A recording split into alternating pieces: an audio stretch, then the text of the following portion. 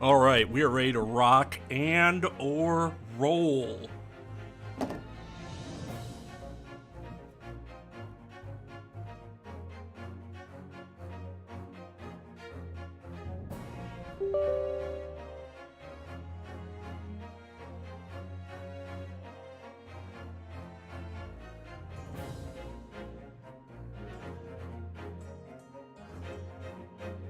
It's peanut and egg.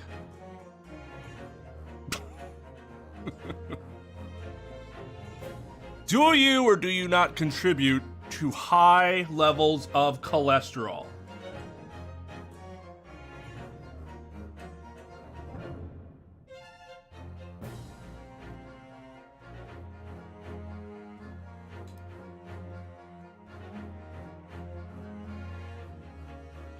I'm trying to get back into the habit of dressing nice for the Ace Attorney streams, even though I don't really feel like it just didn't seem appropriate to get into a suit, because like they're not wearing suits. So I'm trying to wear like my most ridiculous stuff that I can find because I'd fit in with England more during that time.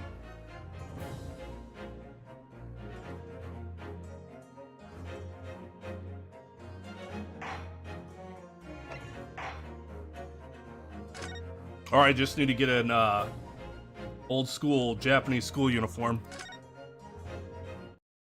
No. Mm-mm. No.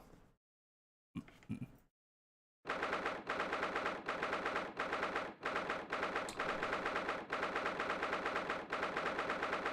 That's a big negative.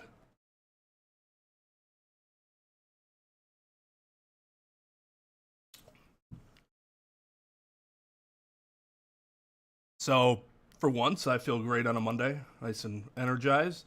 I'm gonna try to get my sleep schedule back on track because the last few weeks, it's just been ugh. Ugh.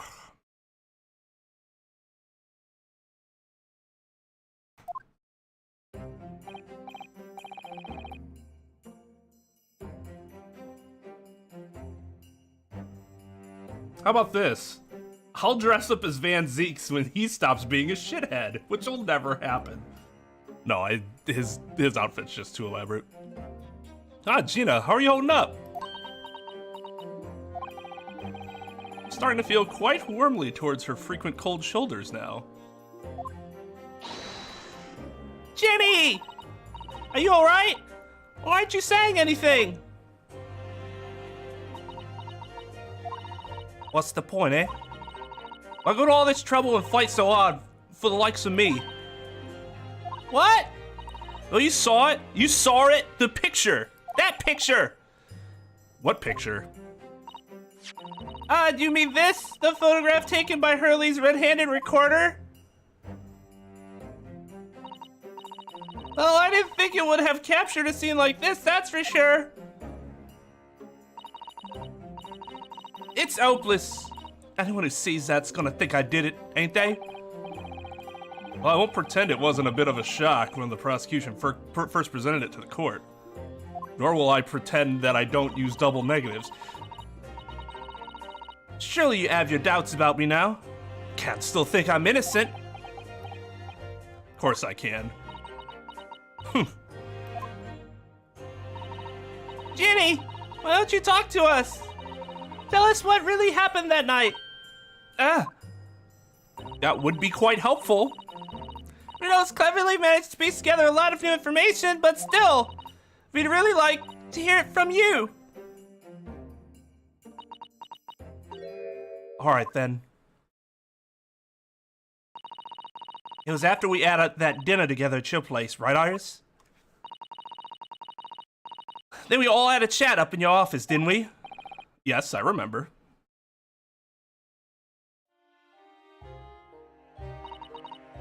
After that, I just couldn't get to sleep.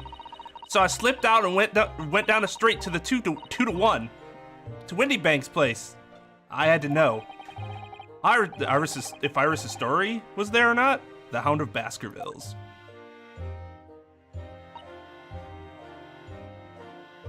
Yeah, that's the thing. I don't have an excuse. There are many other people that have very valid excuses, so now I feel like a dickhead.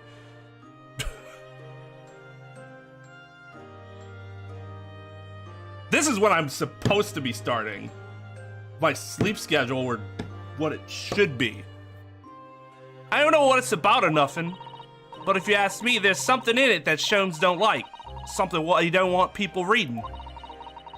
So that's why he lied to Iris about sticking it in lug. Wait, okay. So that's why he lied to Iris about sticking it in lug with Windybank for safekeeping.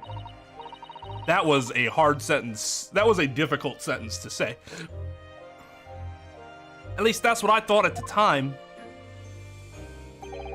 So you broke into Windybank's. I just had to know if it was there or not. I mean, I had no idea all that was gonna kick off, did I? I struck the lock and snuck inside. It was dark as you... It was dark as you like. It was dark as you like in there. It's interesting. So I gave the oil lamp on the counter a bit of wick. And that's when...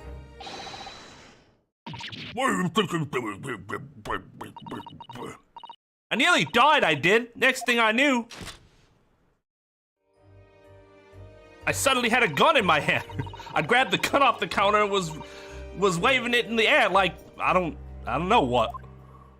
Person with a gun in their hand, I guess. I suppose.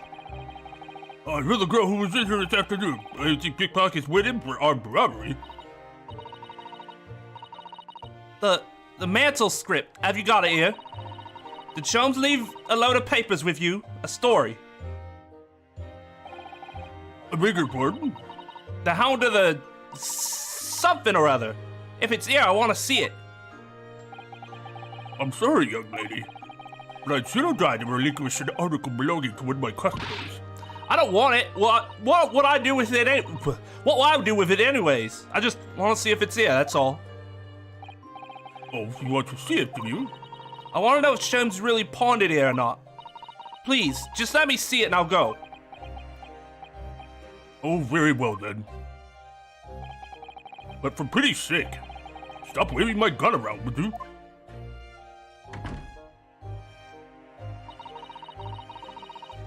So then the alcove unlocked the storeroom door and we both went inside. And it was there, alright. The mantle script. Sholmes weren't lying after all. You did all that just to check for me, Jenny? Anyway, then there was a bit of kick up out in the main bit of the shop. Oh, Jesus. Anyway, then there was a bit of a kick up out in the main bit of the shop. Skulkin brothers arriving on the scene, yes? What was that noise? Someone's breaking in. Dear me, is there some burglar conventions here tonight that I don't know about? I think I forgot to shut the door behind me, sorry. I better go and take care of it. Can I possibly have my gun back? Oh, well I'll come with you and... No, don't be foolish, son girl. You must stay right here. Don't leave this room under any circumstances. And with that, he took the gun out of my hands and walked back out of the shop, into the shop. I hung back in the storeroom like he said, straining my ears in the dark to hear what was going on. It sounded like they got into a bit of a scrap. I started to think I should help, see. So I was just about to go out to the storeroom myself when...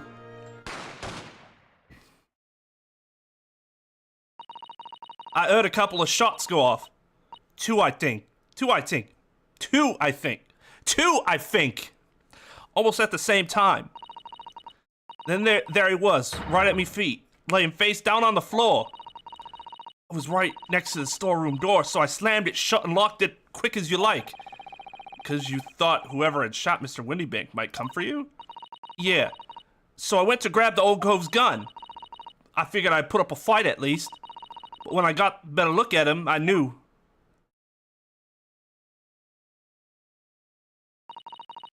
Windybank was a goner.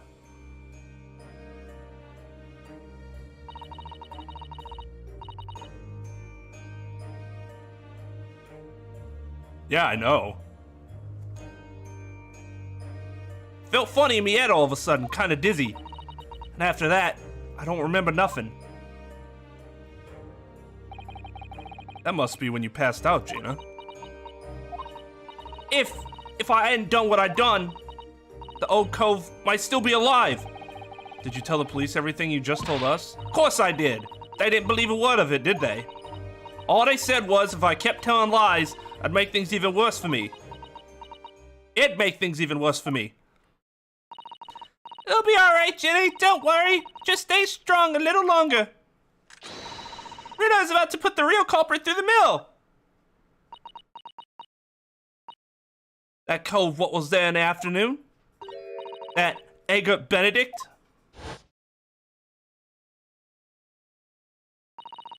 Still remember how he looked at me like I was nothing. He was there that night. We don't know his real name yet. I'm convinced that he's involved somehow. Anyway, thank you for telling us what happened, Gina. I appreciate your honesty. You what? You can leave it all in Bruno's capable hands now, Ginny.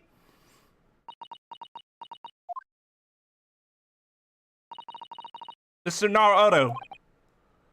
Yes? How come you trust me? I don't get it.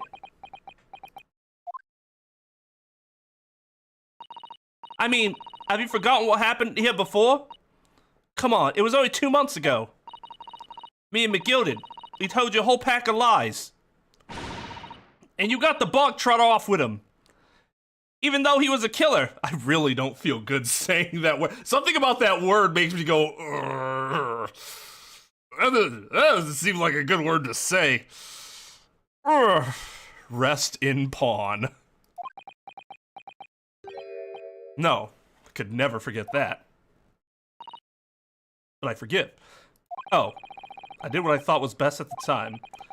But the pain of that era of judgment doesn't get any easier to bear. Still, don't forget that I also made you a promise. I told you that I'd be on your side to the bitter end, no matter what. Well, if I'm lying, you could be working to get another killer off.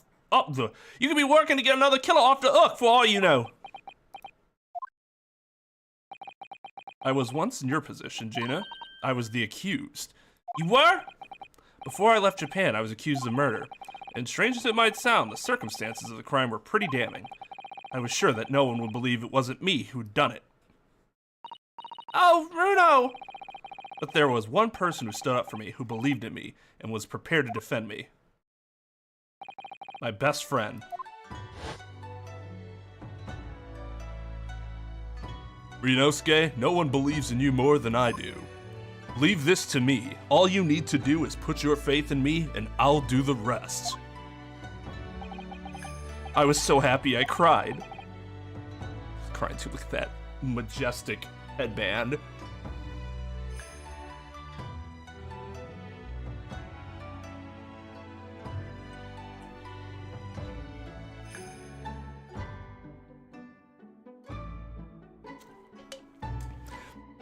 I thought one other person said it too, but maybe I'm not remembering that correctly. Because I think I've seen it 3 or 4 times. And each time I'm like, that doesn't seem okay. But even then, somewhere inside me, I couldn't help thinking, surely, he doesn't really believe in me. Not completely. But I was wrong. As soon as my trial began, it was obvious that he had an absolute unwavering belief in me.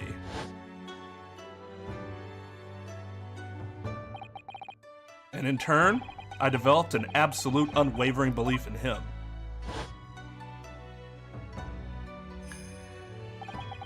Since then, I came to realize, if you want someone to believe in you, you have to believe in the other person first. What are you saying? I promise you, Gina, that no matter what happens, I'll keep believing in you. So you don't need... Excuse me. All this carbonated water here in England. Not used to it yet. So you don't need to worry. I won't let you down.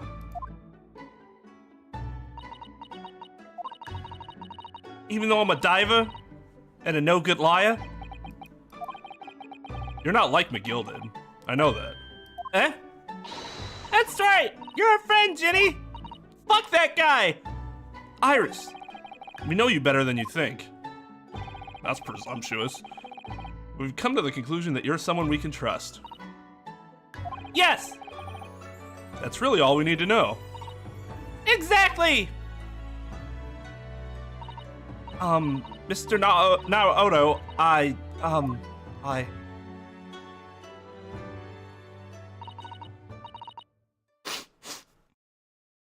Of course, when I actually need to do the sniffle noise, my nose is clear as fuck. Defendant Gina Lestrade and her legal representative.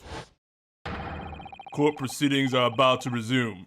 Please enter into the courtroom immediately. Yes, of course, thank you.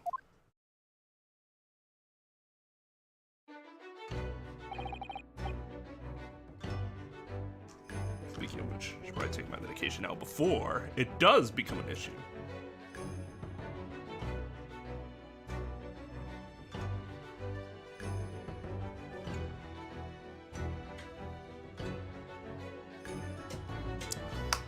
I feel like Gina's character is very basic in concept, but still somehow highly effective.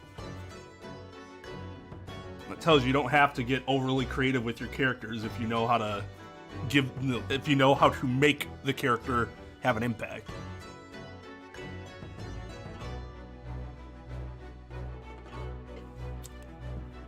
I mean, to be fair, for us, it was like a 3-day recess. Yeah, that was... Rinosuke must have been in that flashback for like 30 minutes just sitting there. Just looking at nothing. I'd been both a defendant and a defending lawyer in my time, so I knew only too well just how hard it was to put all your faith in another, because people fucking suck. And I also knew just how hard it was to bear the burden of another putting all their faith into you. This is it at last, the final chapter, the final battle. Wish me luck, Susato-san. And I hope you're watching over me. Too, partner.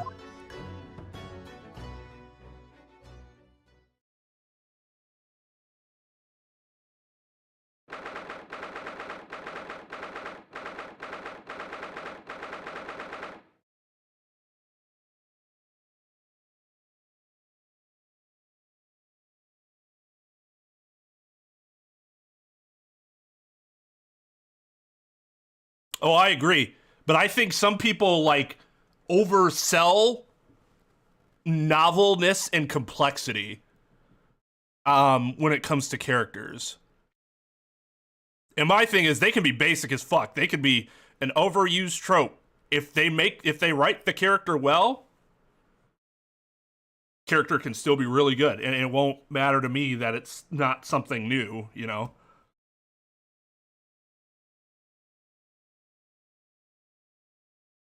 No, it's more that I was early. Not your fault. Or I was actually on time for once.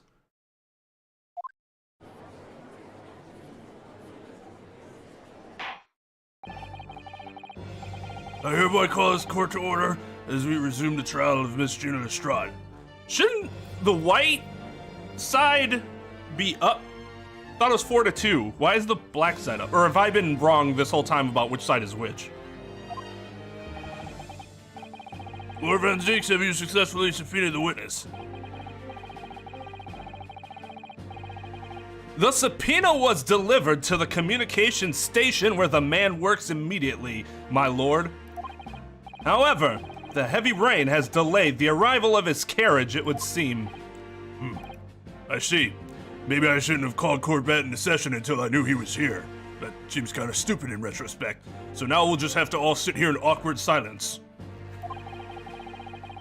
Let us turn our attention to Inspector Gregson's impressions of the case heard by the court this morning.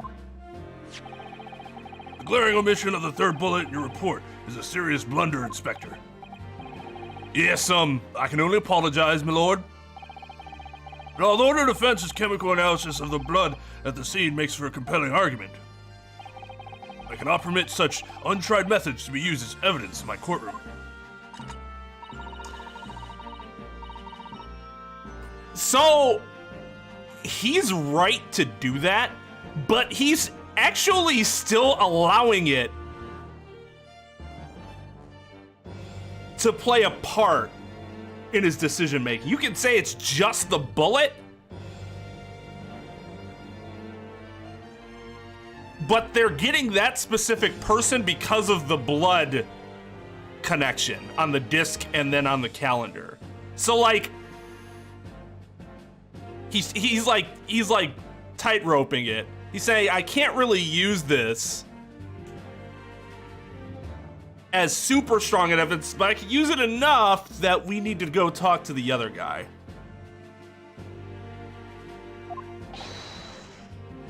Better not cross early in me. My lord, the subpoena witness has just arrived in the building. Thank you, officer. Show him to the stand without delay. Mr. Eggert Benedict. I didn't expect to be crossing paths with him again so soon. Certainly not like this.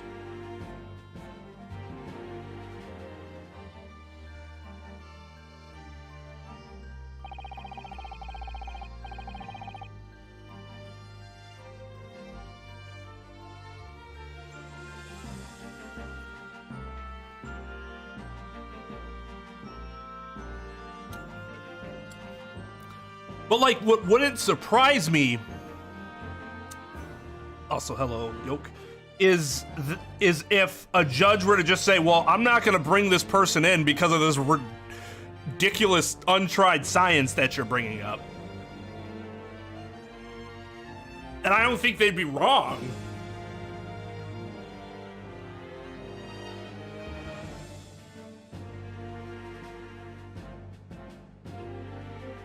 Yo, what's up, Trep? Just in terms of like how something like this could happen practically. Obviously, it's better story, and if I were in his position, I would have to seriously consider it too. I think he's doing the right thing, morally correct thing.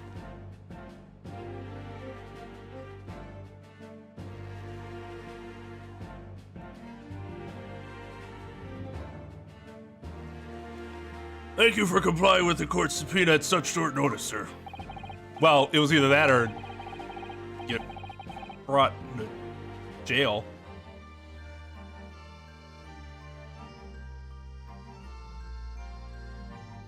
Fuck, what was his voice?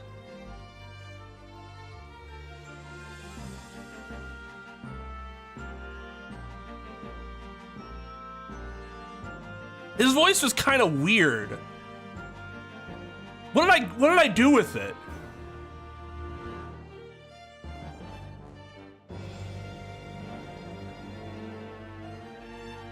Oh, he dunks on old Judge hard. Hard.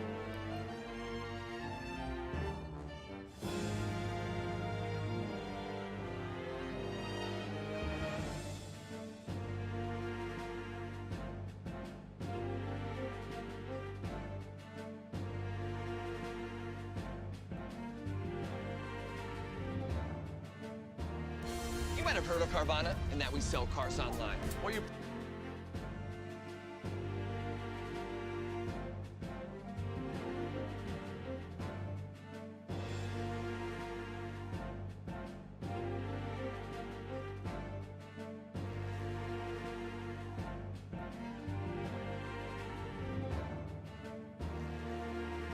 It was Gregson. Oh. Wow, was that far back? I've been on this case for a while.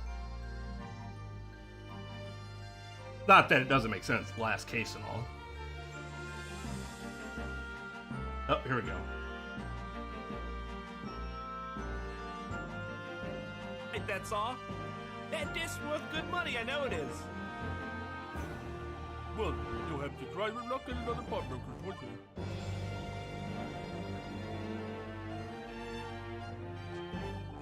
Good day to you, ladies, gentlemen. What's your problem, eh? There is no problem as long as you remove yourself. I have a matter to discuss with the proprietor. Is that the voice I kept?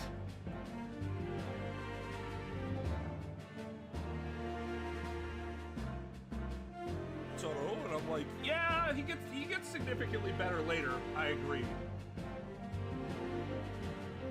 He's only not last because Jonathan didn't. I was expecting another. That is, I deposited another. Oh, gee. I regret to inform you, sir. What was deposited with me was really no more. It just happened to be in one of my pockets when I was completely unaware of it until now. So, Gutterling, you're hiding more of what's rightfully mine, are you? Okay. Alright, I think I get the gist of it.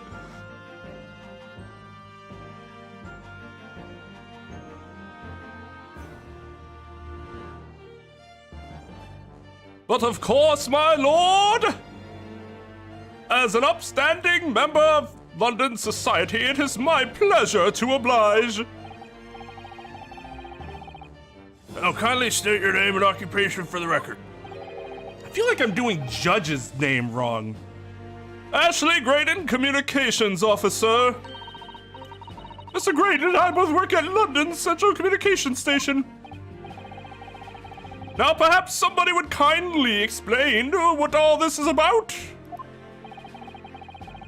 You were apprised of the situation by the court officer on your way here, I presume? Yes, I was. Something to do with a murder that took place at a pawnbroker's on Baker Street. And some nonsense about me having been there on the night in question.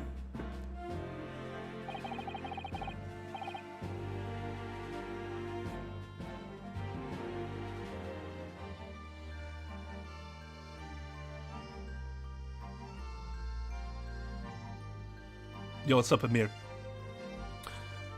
That is the accusation indeed.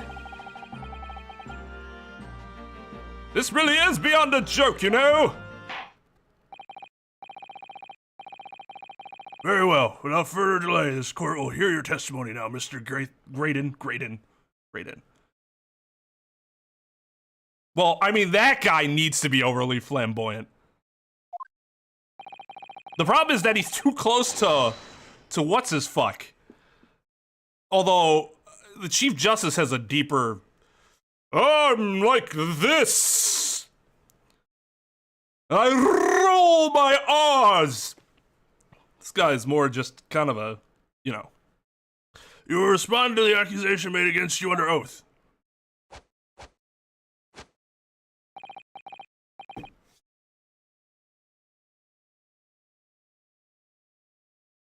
I can't believe all these English people are giving flamboyant accents.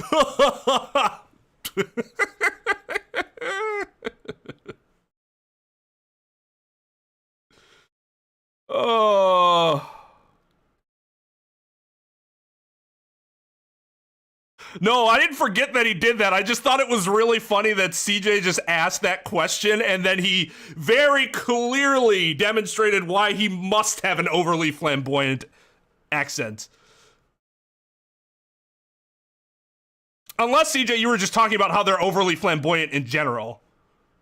In which case, yes, that is interesting.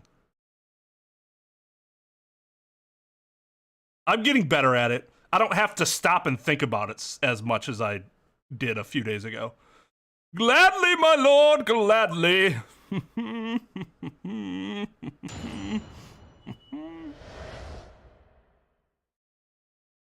Watching Yu-Gi-Oh! Man, be like that sometimes.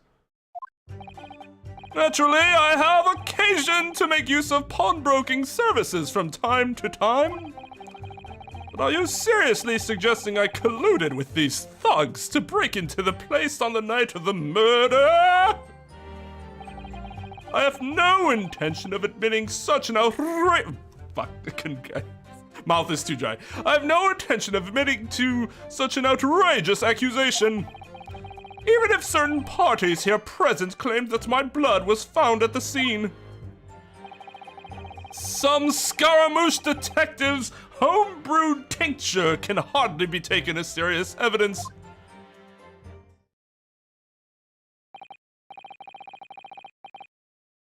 So you deny the accusation completely, do you? I must say I am dismayed for the highest court in the land to be swayed by this self-professed detective's toy. It was the will of the jury, and our great British justice system demands that the jury's will is upheld. Then it would seem we have the misfortune of a most inept assembly of jurors today. By golly. How long am I expected to be detained here? If, following the defense's cross-examination, your involvement in this matter has not been established, you will be free to leave immediately. Good! Then I shall be away in time for afternoon tea. Some small consolation at least. Bruh, you're fucking,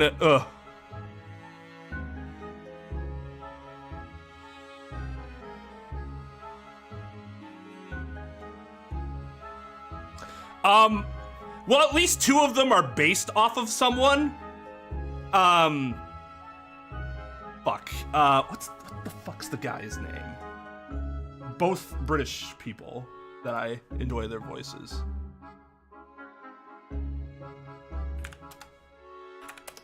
So Van Zeke's voice is based off of Cam Clark. And Strongheart's voice is based off of Matt Berry.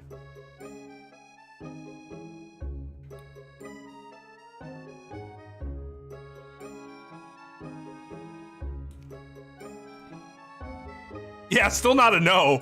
Just saying, I'm not gonna confess to it. Oh. Oh, okay.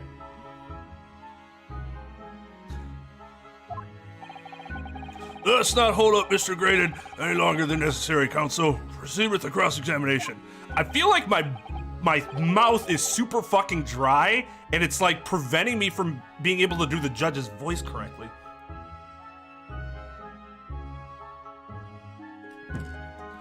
So, we meet again, Mr. Eggert Benedict.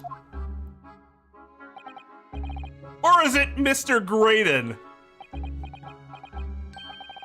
My apologies, you are? So, are you denying it? Everyone here is stupid!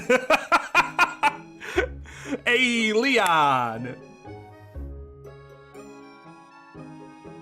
Hey, Ran. Just the touching moment with Gina in the antechamber before this.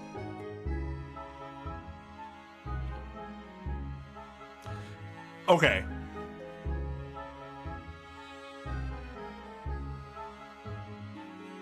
I will say that it's not really an issue, because I think Vrienoski's trying to establish right away that he's a liar.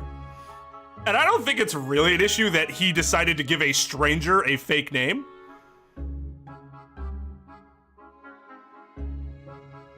I give fucking any fast food place that requires a name, just a name because, you know, they can't get orders together otherwise, like saying, your order number blank. And you go up there and you're like, are you order blank? Yes, I am 89. So, I give, because my name is, I always have to repeat my name several times whenever I'm doing it. It gets really, really fucking obnoxious. So now, what I do is, I give a fake name. And I'll tell you my rotation. I'll give, sometimes I'll give KY's real name. Sometimes I'll give Tone's real name. Sometimes I'll give Carmello's real name. I go with Charlie because Tone once introduced himself to somebody at a party as Charlie, and I never understood why. But it's always stuck in my head. So it's a little inside joke for myself. Tanner. Not Tanner. Fuck, what was it? Oh, it wasn't Connor. Maybe it was Tanner. Because that was KY's English persona.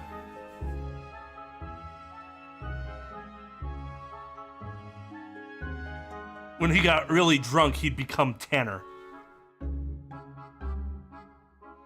So all the fake names that I use, I've like plucked from some funny part of my history.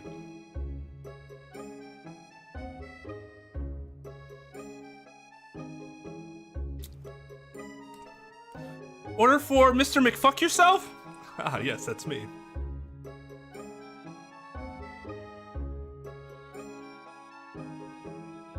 I am Joan of Arc.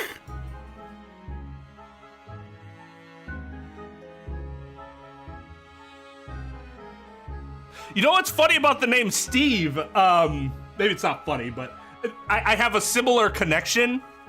God, hold on. I'm gonna get my lip to stop bleeding because I like ripped off some of the dry skin.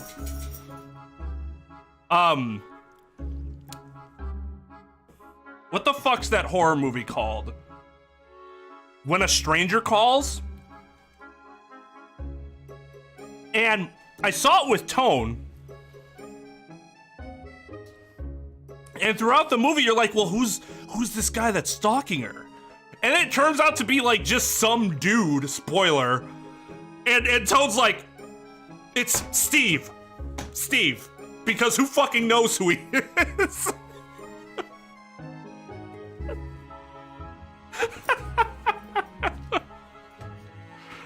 Oh, I'm bleeding.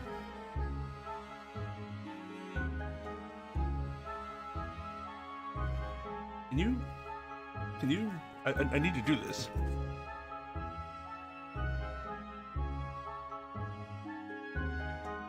Snack on my titty boosters the third. Can you not? I'm trying to de-blood myself.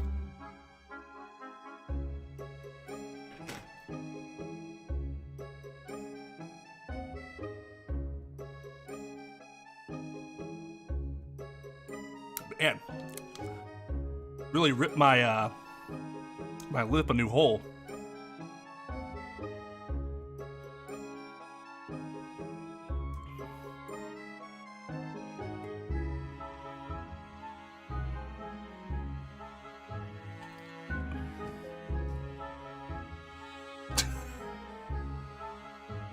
It was meant to be off-putting. Yeah, I'm fine. You don't have to worry about me. Just like smell the blood or something. Fine. Yeah, she's sniffing my lip right now. Okay. Don't worry about it. I'm okay.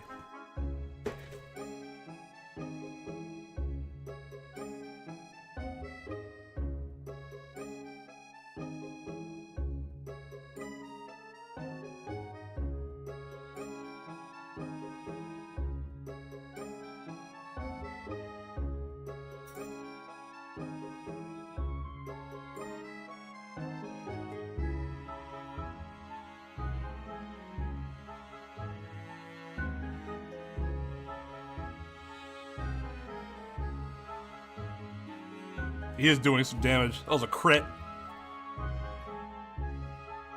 Like a bleeding effect where it still does damage over time.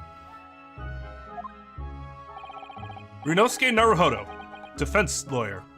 We have met. You say so, Ashley Graydon. Enchanté. So? Hey, thanks. I trust we can conclude this quickly. But I'm not holding your flashy hat while we do. Shit, I'd rock it while I was cross-examining him. Then again, I got more flair than Ryunosuke does. Naturally, wait, yeah.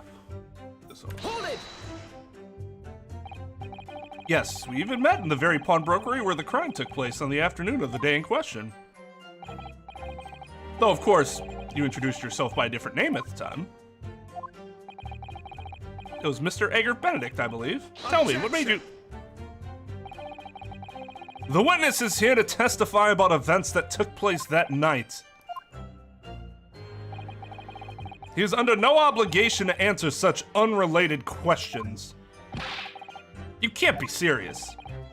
Thank you, because I certainly do not feel inclined to answer such an inappropriate question. He's going to be evasive, is he? This could be tricky.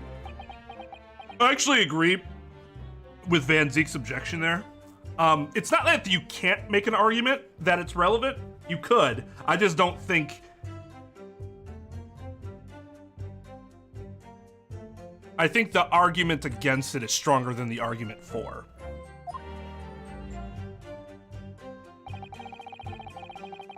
Yeah, exactly.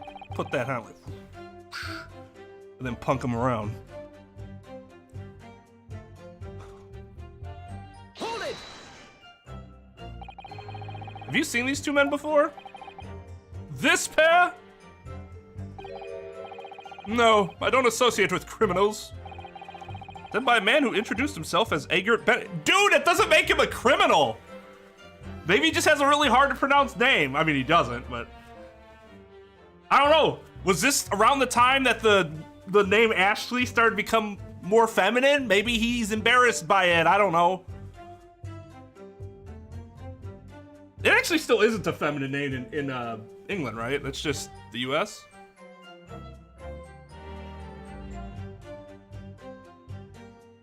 I knew an Ashley when I was younger. He always got made fun of and always felt really bad for him.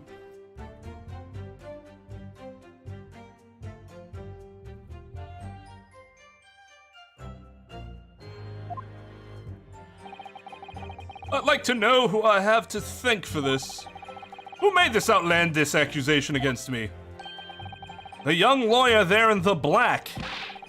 This is a farce! Hooah! Whose idea was it to permit an outsider to work in a British court anyway? Well, needless to say...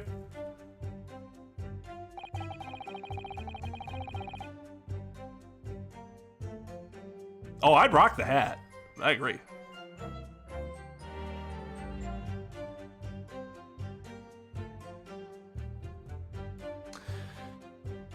So, yes, but that's not what Ryunosuke was getting at. He was trying to probe him about the, using a different name. If he had focused on the fact that he had went there earlier, that's different. But that's not what he was getting at when Van Zeeks objected. Yeah, that was a very factual statement that he made.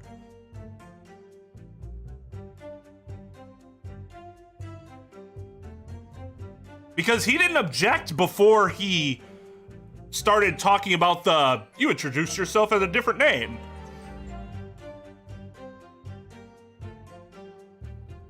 I think that's more nationalist, xenophobic. Maybe not necessarily xenophobic, but well, kind of. There was a comment on one of the videos about Van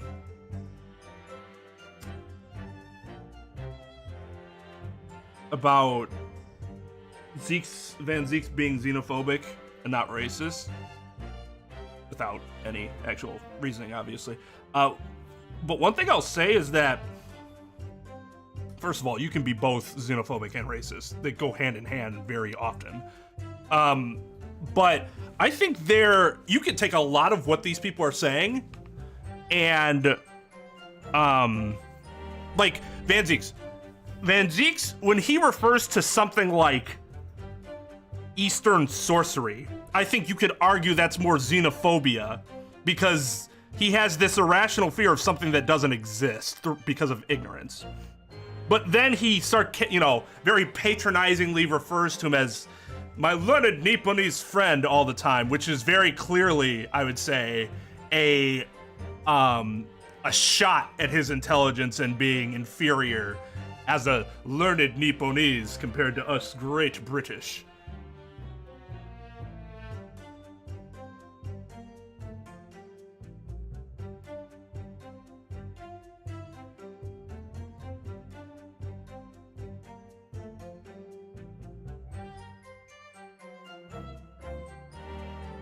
Yeah, it's true, because he could be a British citizen,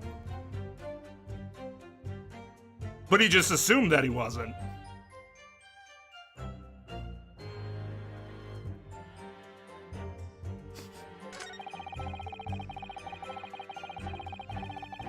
Which I guess you could say that then would be more racist than nationalist.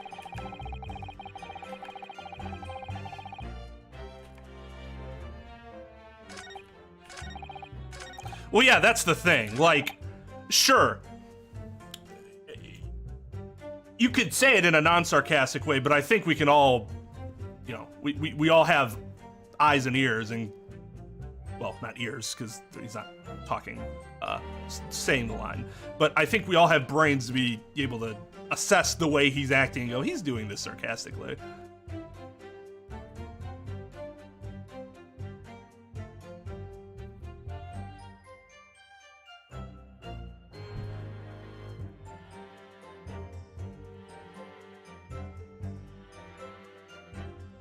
Like what? Just give her something to say? That isn't just, remember to like!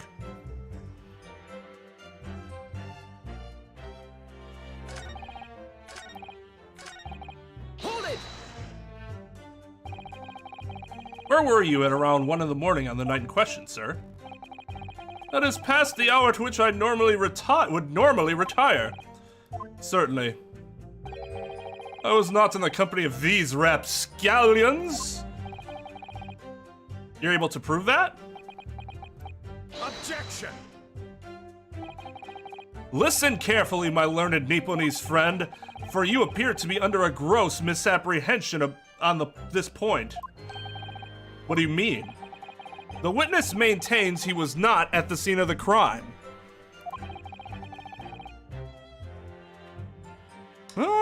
No.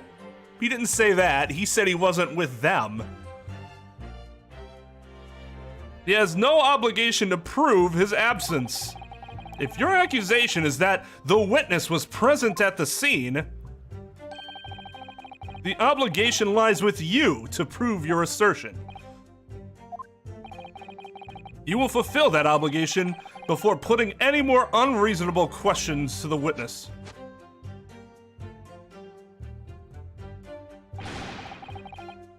Silent victory wiggle. Thanks.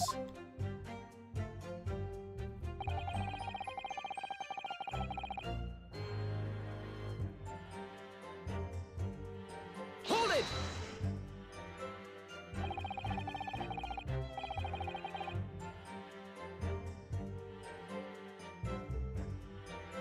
Yeah, we haven't. Blood was found at the scene of the crime. There's no question of that. Mr. Sholmes' chemical analysis has positively identified the substance as such. But I am not the only human to have blood running through my veins, am I? How can you be sure that blood is mine? Could equally be the blood of one of these two miscreants. Every individual's blood has a slightly different composition, it seems. Yeah, that's what I would want to say. Spare me the science lesson! Who is this Sholmes character anyway? Oh, I assumed all Londoners would know the name. He's a great, well, a renowned detective.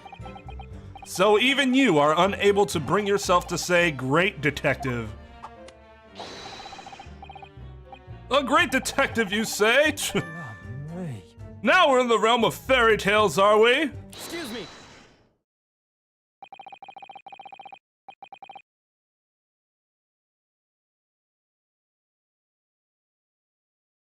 Do you have something to say about that, Mr. Skulkin? I wonder if I changed his voice to Max's voice, because that's kind of what I wanted to do, but Even if I did, fucking whatever. I don't care at this point. What, me? No, the Mr. Skulkin next to you. Right, I've had it up to here with this. How many times have I got to tell you? Yes, I know. You're not Big Bruv Sulky. Mr. Nash Skulkin. Just say it in the first place, then. Aye, Core Blimey, what? Is it not the case that when Mr. Graydon just spoke, a thought went through your mind? Would you care to share that thought with the court? Ah, me thoughts? I don't have none of them. It must have been him. You what? Mr. Nash Skulkin, answer the question, please.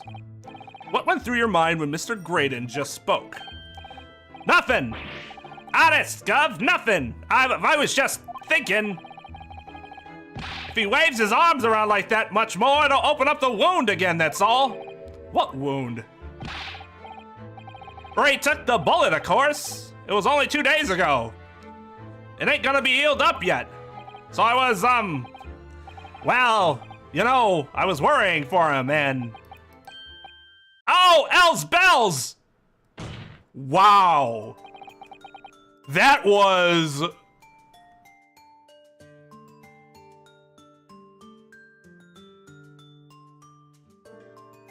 Jesus Christ! Mr. Graydon, did you hear that? Because I can't fucking believe it.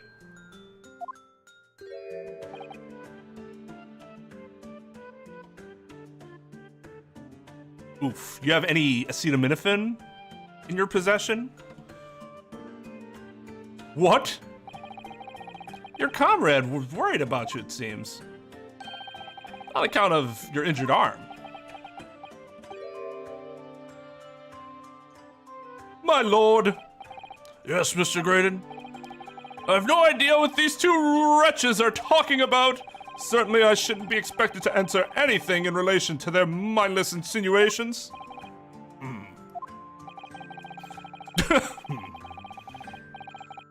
We know that someone other than the victim was hit by a bullet at the scene of the crime 2 nights ago. And from the height of the bullet hole in the wall, that person was likely hit in the upper arm or thereabouts. Perhaps you'd allow a court official to examine your arm, sir? The left arm that you're currently clasping with your right hand, as if in pain. No, I refuse! You have shown no evidence whatsoever that links me to these common thieves. Accordingly, I am not obliged to permit any such invasion of my privacy.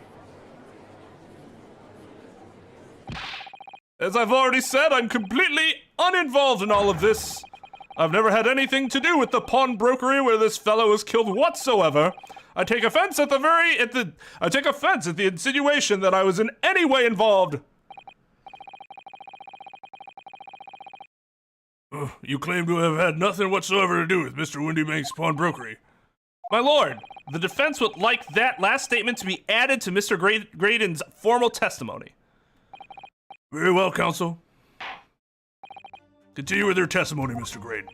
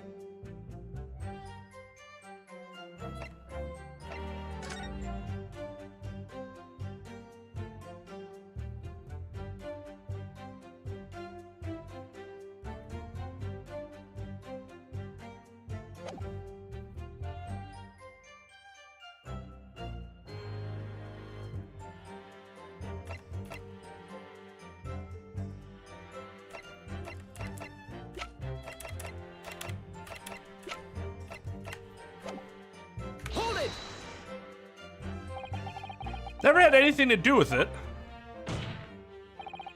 You forget that I was there, Mr. Graydon, on the very afternoon of the incident. Obviously, I'm not a complete stranger to the pawnbrokers. I'm currently on the lookout for an armchair to furnish my study. Protection. No, you were there to redeem an article. I have no idea what you're talking about. Excuse me. You have something to add, Inspector? Come again, Sunshine? You were there too, in fact, weren't you, Inspector? That afternoon. Oh yes, I do remember meeting yourself and the pawnbrokers that afternoon. You, your young Japanese assistant, and the accused were all present as I recall. And at that time, this witness, Mr. Graydon, was trying to acquire a particular article. Well now. I'm afraid I don't remember too clearly. What? But you must! I'm not going to lie and pretend I remember something that I don't. What's going on here? Crazy showed us a picture before, didn't he? You know, from the cameras that Hurley installed in Windy Banks. Yes, of course. Indeed, and the gentleman pictured here bears a striking resemblance to the witness, I must say. Exactly, which proves that Mr. Graydon was in the shop on the afternoon in question. Now, to no point have I denied that fact. You said you had nothing to do ever with the pawnbrokery, so I guess not exactly, but also kinda yes? I merely entered the shop to peruse the articles on sale and have a word with the broker. Nothing more. How does the inspector fucking forget the argument that was going on? This makes no sense. I understand why Mr. Graydon might be trying to cover his tracks. But why would Gregson be trying to avoid giving testimony about what happened? It's all he's going to say on the matter, is it? What do you think, Bruno? I think he has no intention of telling us anything. He's well aware that the less he says, the less chance he has of giving himself away. The complete opposite of Hurley, then. He seems to think that the more he says, the better. Well, at least I managed to prize a little more information from these witnesses' lips, all thanks to the Skulkin brothers. Yes, they were the key to it after all. So he says he had nothing to do with Windy Banks. Well, we know that's not true. Perhaps now would be a good time to have a proper look through the court record. Good idea. You never know what tiny scrap of information could become a valuable weapon.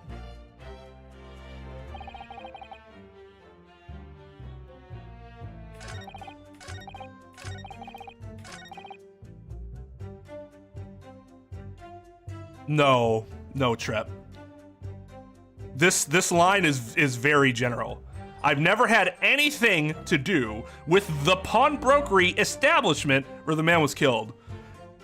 Trying to say that he was only referring to one night is a huge stretch based on what he says here. Yeah, this is that's a huge stretch.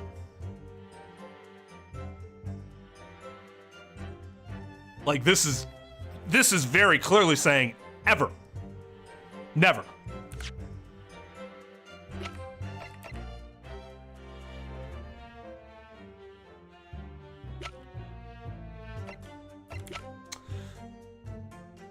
So he wanted the disc. We don't have the coat.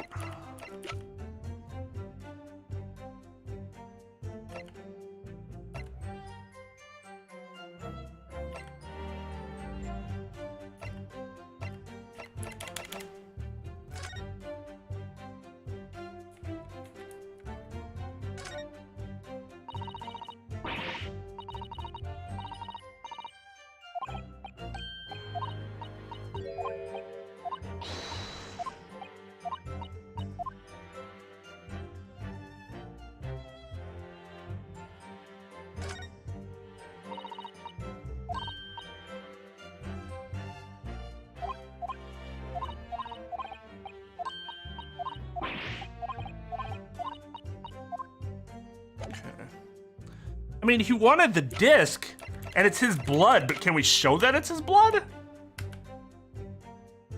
protection. Have you ever seen this disc before, Mr. Graydon? Why? Is it supposed to mean something?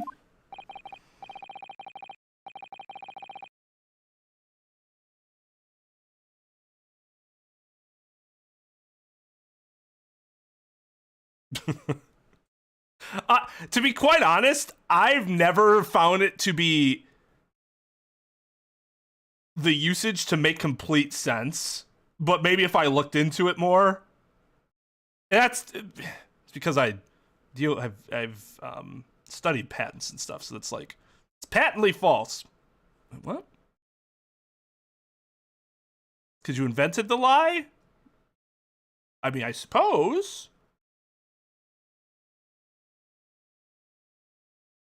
Because if you're saying you invented the lie, is the insinuation then that it is like completely pulled out of your ass? In which case you could say it's very similar to saying you pulled that out of your ass. I just think it's a weird way of saying it.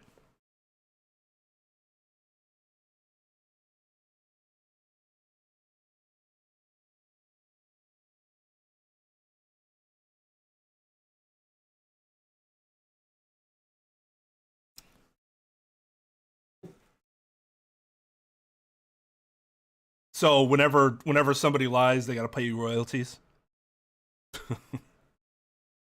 This disc was, until the day of his murder, in pawn in Mr. Windybank's shop. It was redeemed by the defendant, Miss Gina Lestrade, that afternoon. However, somebody mysteriously appeared to try to take it from her. And that somebody was you, of course, wasn't it, Mr. Grayson?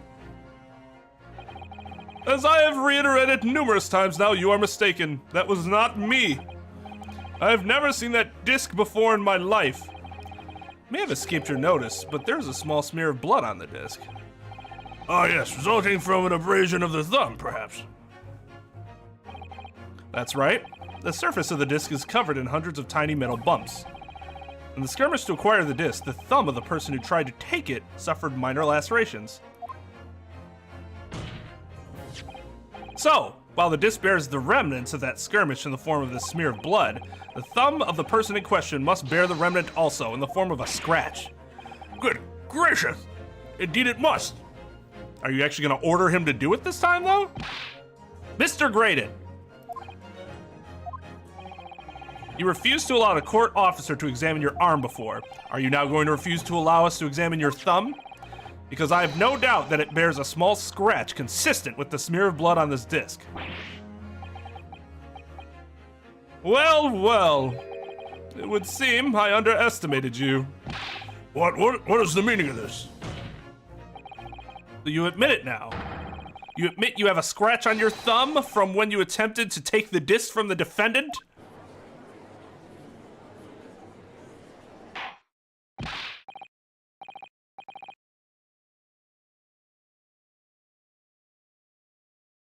Oh. Oh, that's interesting. I did not know that. I learned something today. Patentem. Lying open. Ora! Well, Mr. Graydon? It would appear that there has been something of a misunderstanding here. I did not attempt to take the disc, as you put it. No, quite the reverse.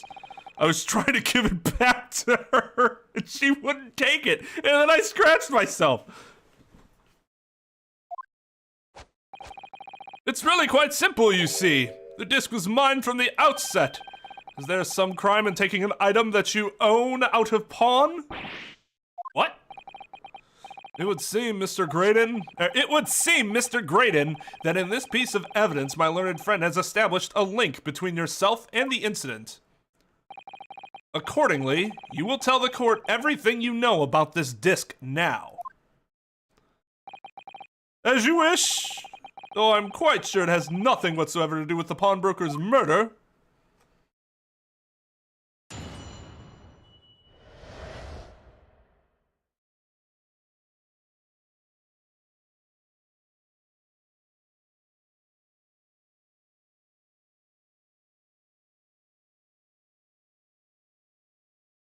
I always give the pores a music box disc.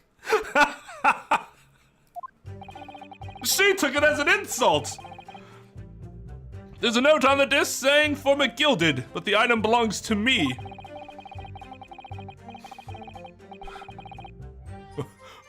Based on what?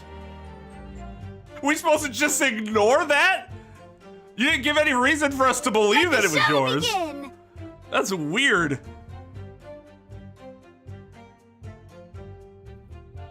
Oh yeah, music box dicks.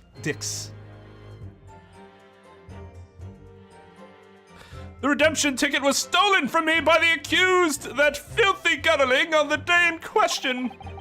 I proceeded at once to the shop in order to explain my situation and redeem my article. In the end, of course, the disc was taken by the police.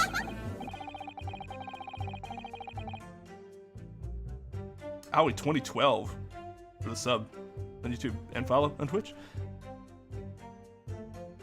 I took on the fake name McGilded once.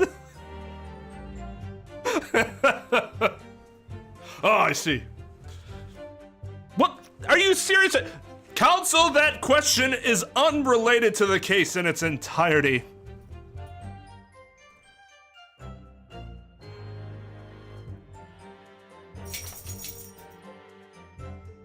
It's really sad that we can come up with very many, like, probable ways that he would explain it. My name is actually Eggert McGilded. What do you need? Is it your time to... Yeah, I suppose it is. Alright, I'll be right back.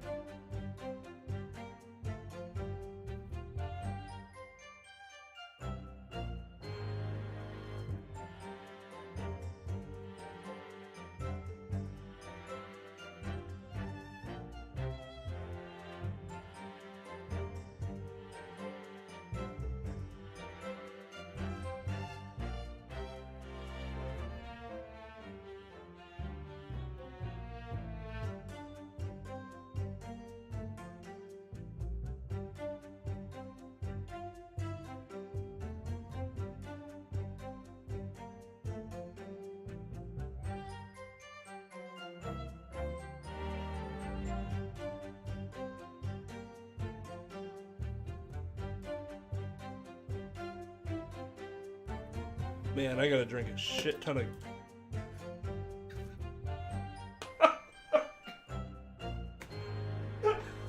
Oh, hold on.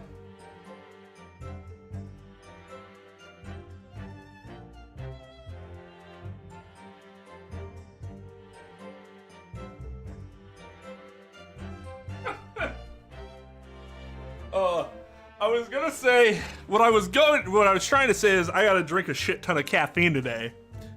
But then I had a Coke. So what I was going to say was, man, I need to drink a shitload of cocaine today. Oh man, don't drink cocaine. Don't do that.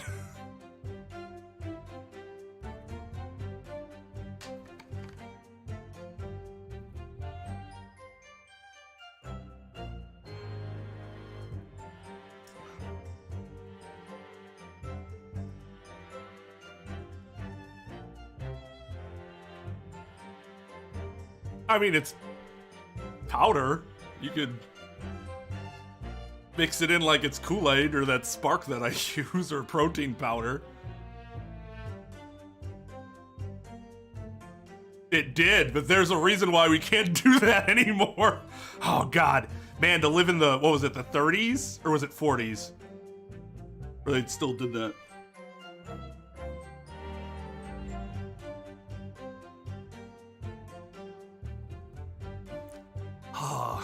Good British cup of afternoon cocaine.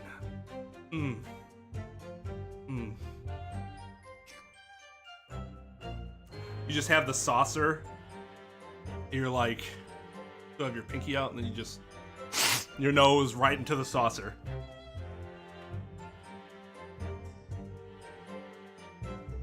How many lumps of cocaine?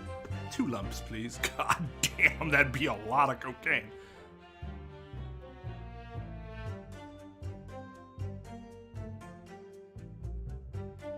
This is cocaine. Oh. Cocaine is not an opioid.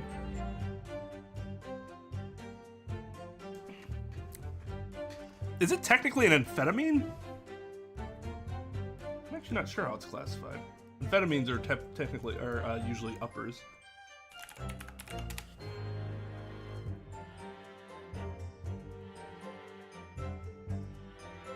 No, it's not an amphetamine. It's benzoylecgonine. What the fuck?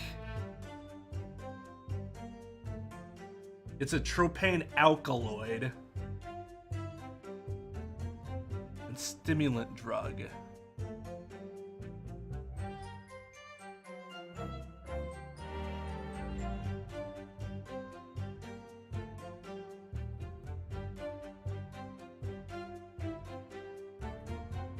Yeah, no, it's not it.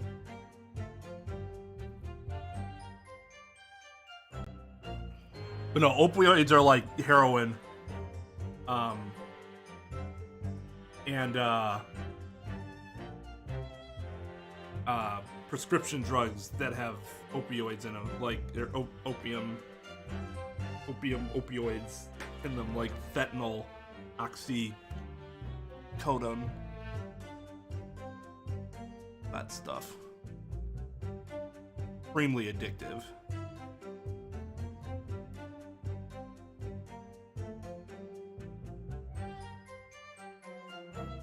I've never had morphine, but I've heard the same.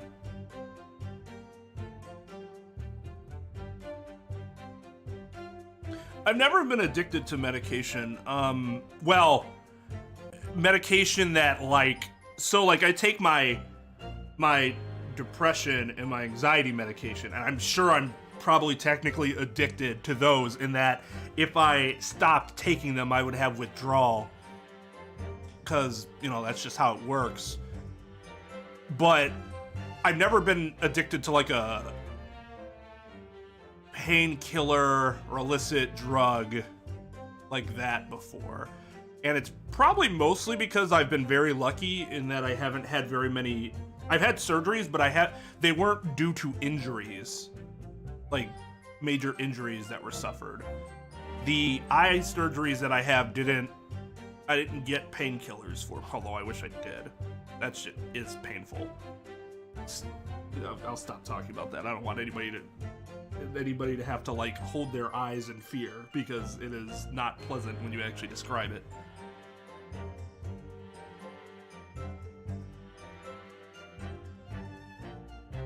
Have a good sleep or nap.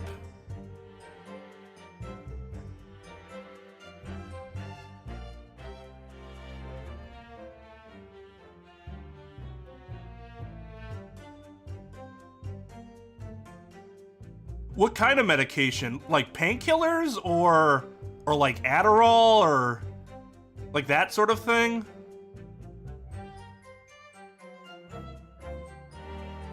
Okay, I'm gonna go get the dog.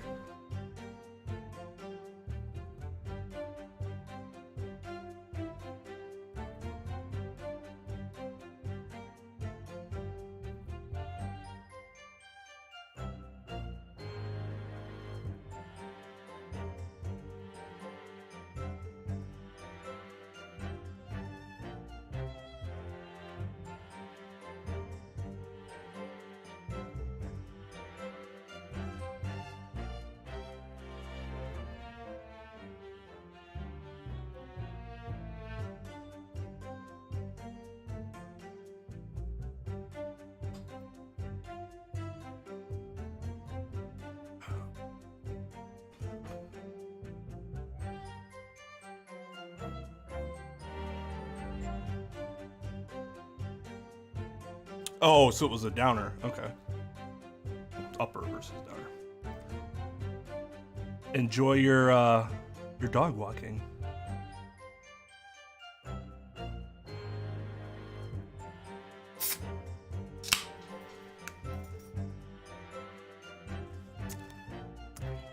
Still stings the wound a little bit.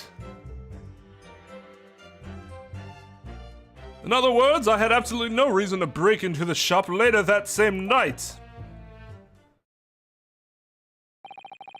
Did I hear you correctly, sir? The Gilded, you say? The famous London philanthropist? Who perished in this very courtroom 2 months ago after being acquitted of a distinctly messy murder? Yes, my lord, the one and the same. Good lord, Mr. Graydon, are you saying that Mr. Gilded and yourself are acquainted? Yes, that's correct.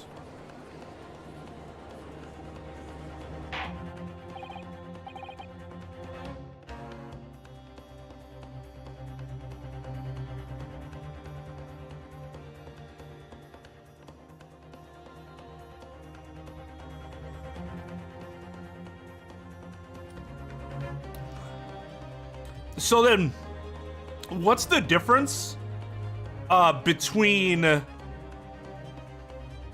withdrawal symptoms and discontinuation symptoms? Because I'm curious. I don't, like I said, I don't really know if that would be considered addictive or not, or what, you know, what the has never having had withdrawal symptoms then compared to discontinuation symptoms, which I had before when I just stopped taking Zoloft when I was 20. Just stop taking it. Bad idea. Don't do that. Gotta wean yourself off that sort of thing.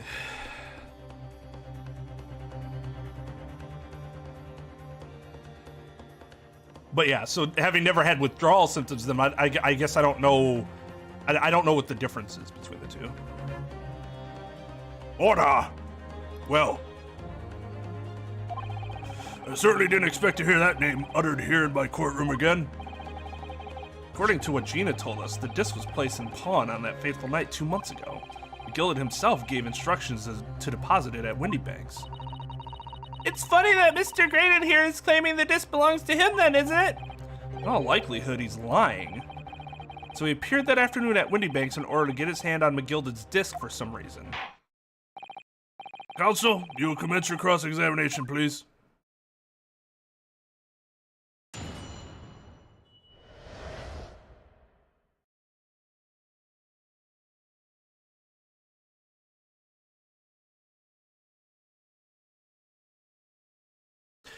Well, but aren't a lot of drugs only addictive from a mental standpoint? Because of reward? Your reward pathway or whatever they call it? I know opioids can actually change body chemistry, but I thought most of the other drugs were just a mental thing.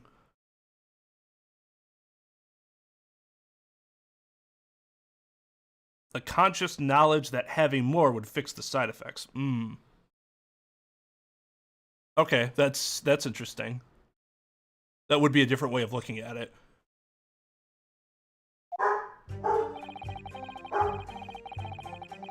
I swear I should put a no truck zone sign up around here.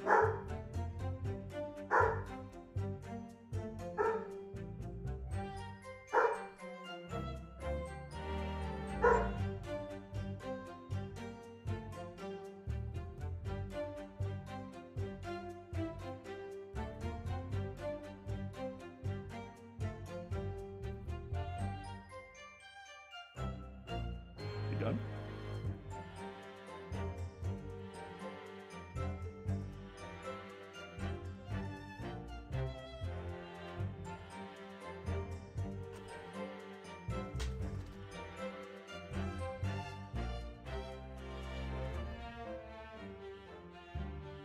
That's only with the drugs that work with the dopamine receptors though, right? Not all of them do they?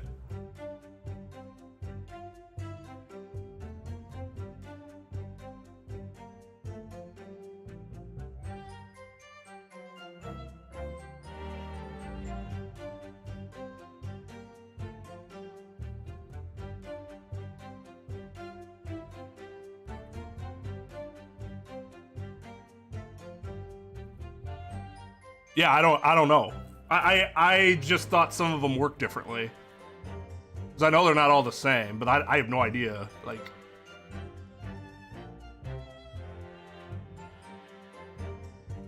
because I know quite a few of them work with serotonin and not dopamine.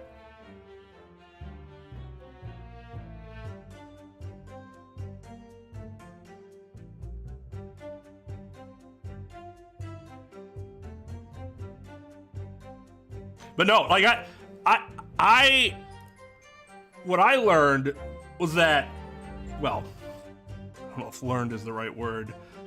What I was told, taught, whatever you want to call it, in school is that most drugs, people only become mentally addicted to, not physically, outside of like opioids.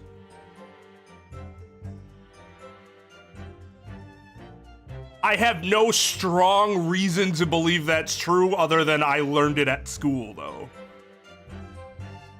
So, I don't, you know, this isn't, I'm not trying to make some ironclad claim, just what my understanding of the science, but I very well could be an error. Hold it!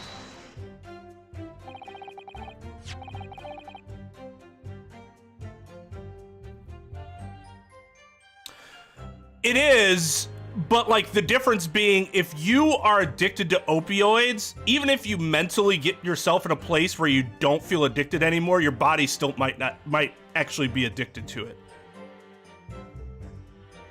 So it makes it worse.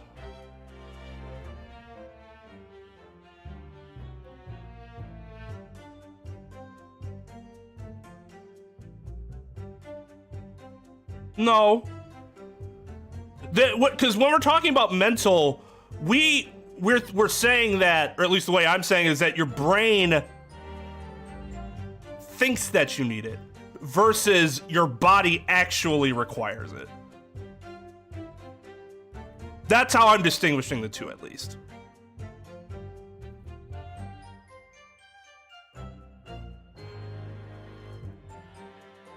But again, I fully acknowledge that I could be an error in the way that I'm looking at it. I am not a biologist or a pharmacist or anything science related.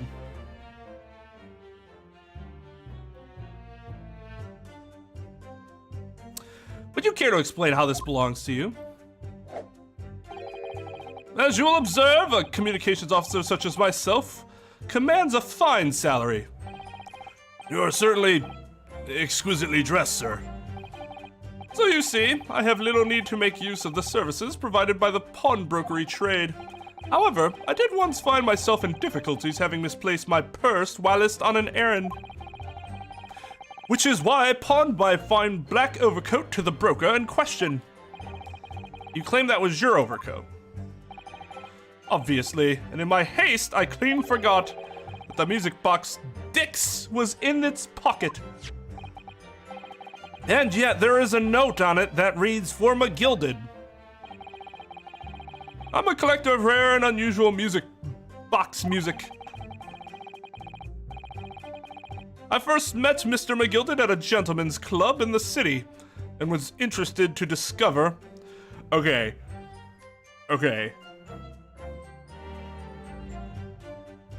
What do we mean by gentleman's club here in 1900 England? Because when we say gentleman's club in the US, 2022 to US, we mean a fucking strip club.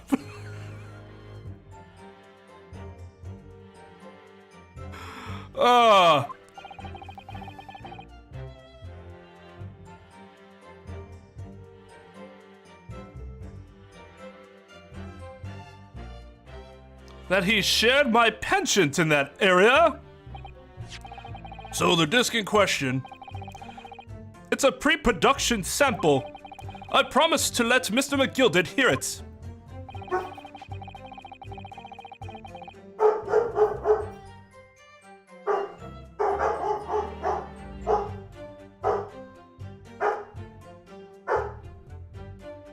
I'm gonna go yell at the truck driver. Get the fuck out of here. What the fuck are you doing here?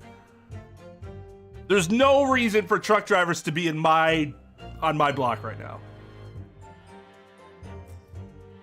It's not garbage day. It's not recycling day. Unless something's wrong with one of the wires or like a sewage issue. She supports the gentleman's club.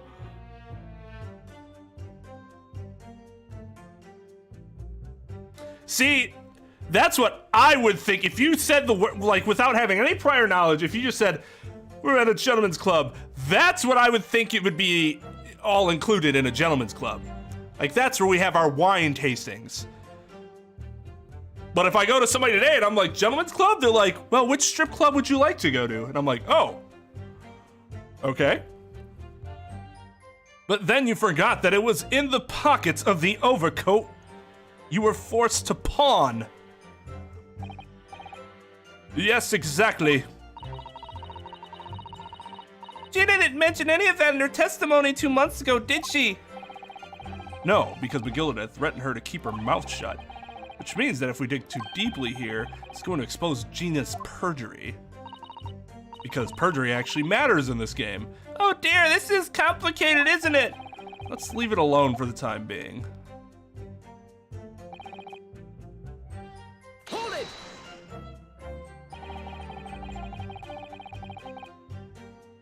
You're saying that Miss Lestrade lifted the ticket from your pockets or bag? That's right. Despite being mindful of danger when walking in the insalubrious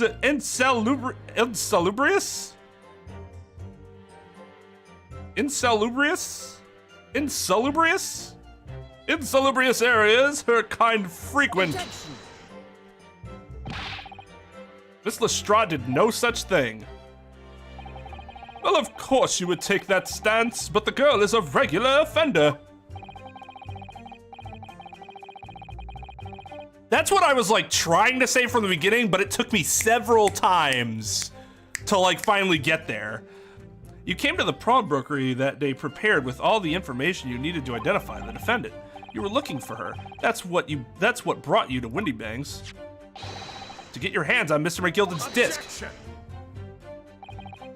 My learned friend is a veritable font of nonsense. Nonsense? I concur with the prosecution. Nonsense. Counsel, you were afraid from conjecturing in this way. Is that clear? Yes, my lord. But see, it's weird because it's not. It would be conjecture if not for the fact that we literally witnessed it. Why? The problem that you're the attorney in the case.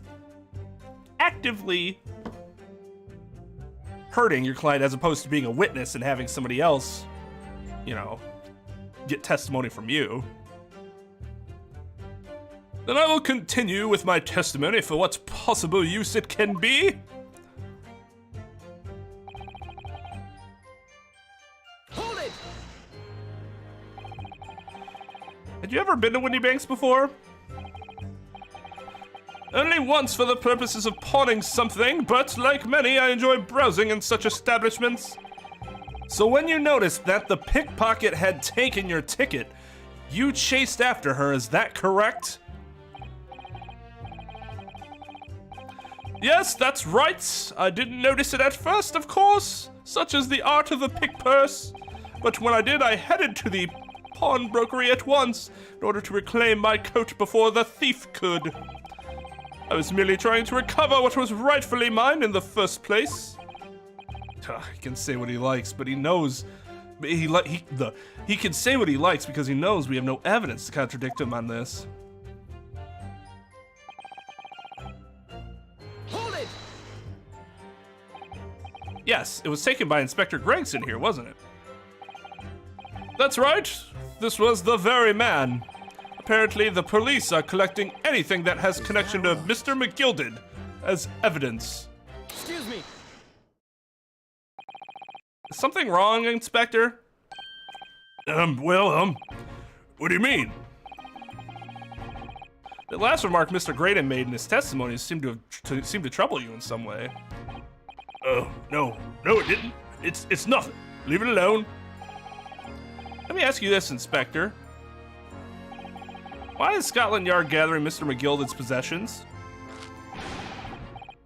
I can't tell you something like that, Sunshine. What is it, Inspector? Investigative secrets? Yes, exactly.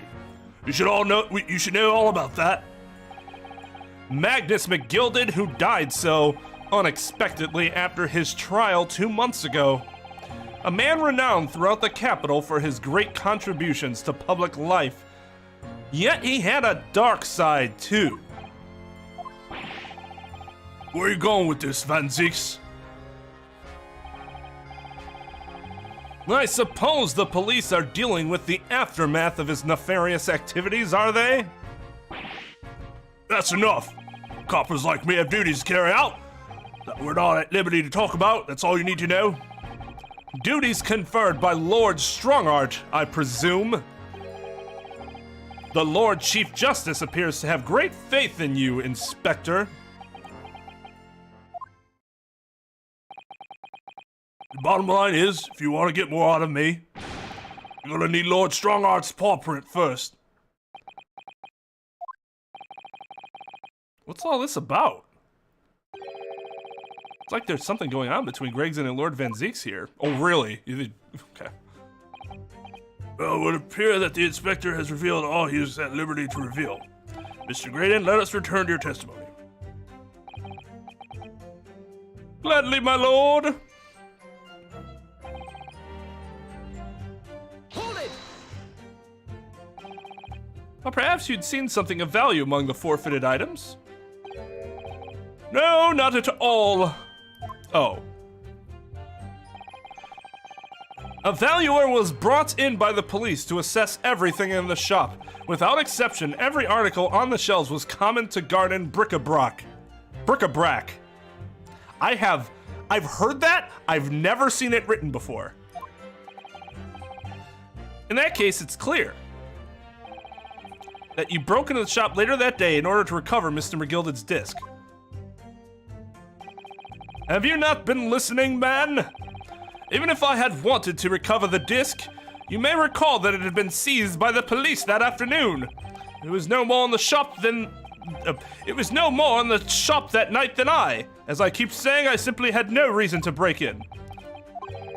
So there was nothing of McGilded's left in the shop that night. Nothing this man might have been after. I wonder if that's really true. There's a second disc.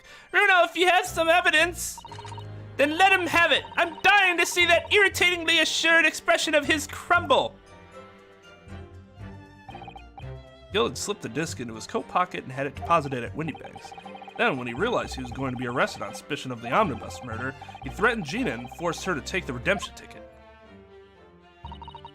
There's no doubt about it. That witness is lying through his pearly white teeth. Police were obviously after anything left behind by McGilded as well. That's why Inspector Gregson ended up taking the disc into custody that day. But Gregsy's been very strange about all this. There must be a reason for that, I'm sure. I just don't know what it is.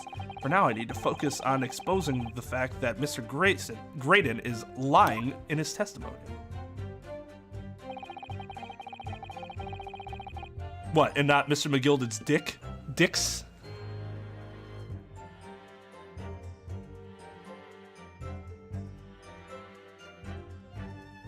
That's not our lyric. Ours is knick-knack, which is basically the same thing, right? Knick-knack, paddywhack, give a dog a bone. This old man came rolling home.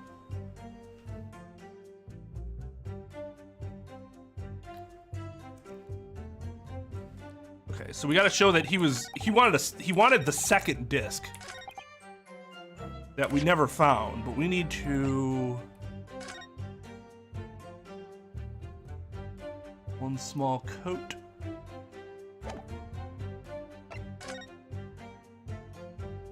One gentleman's overcoat.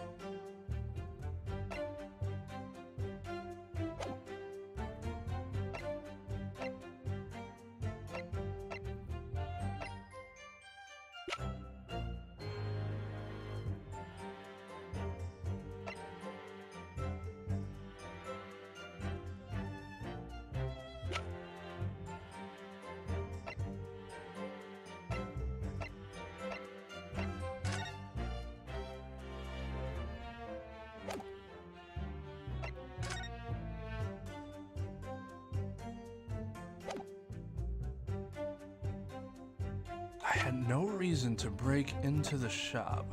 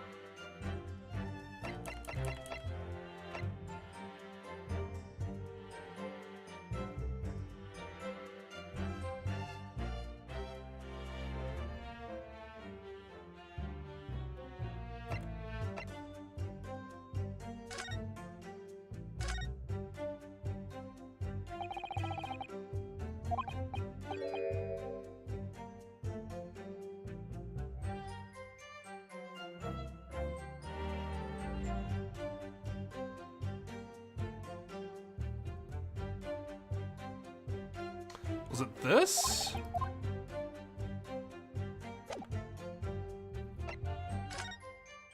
That's the code. Objection! This disc was deposited at Windy Banks on Magnus McGilded's instructions. You knew that, and you went there with the intention of obtaining it for yourself. Conjecture again! And in any case, the disc was taken into custody by the police that afternoon. The witness had no reason to visit the pawnbrokery again that night.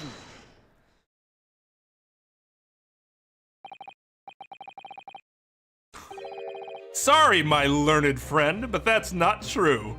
Well, okay. Again, I actually back Van Zeek's here. I would object to the way he led into that as it was conjecture. Because this is just theater that's like, and I would try to cut that shit off as soon as I could.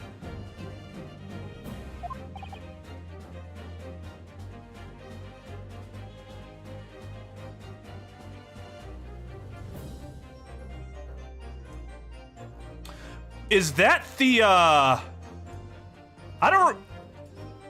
don't remember which song that is. Or what tune that was. Was it it wasn't the washing scene, was it?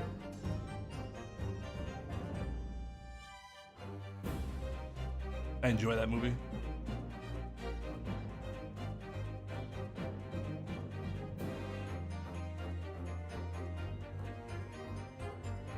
Speaking of which,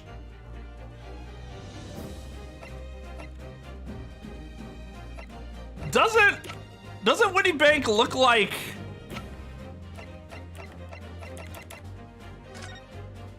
Doesn't he kind of look like a Disney character? Who am I thinking of? With that red hair. Plump.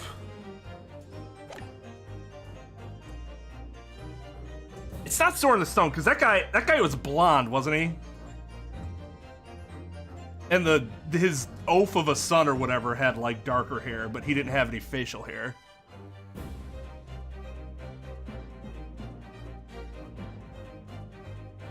A rare sight indeed. God, I just don't know who I'm thinking of. Shit, that's gonna bother me. Little Mermaid? I don't think that was it.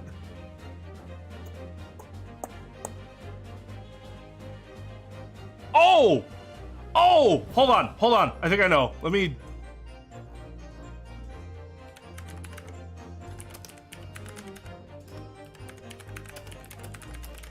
This might not be right. Oh, nope. He has white hair. Thought it might have been Belle's dad in Beauty and the Beast, but nope, that's very much white hair.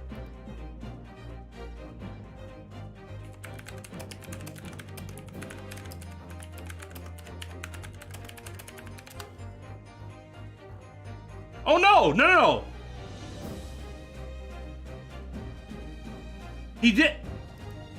He does look exactly like the foster father. I thought he was blonde, but no, he has red hair.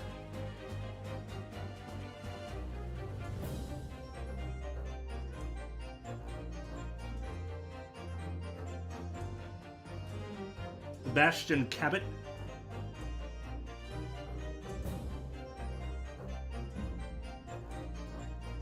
Sir Ector.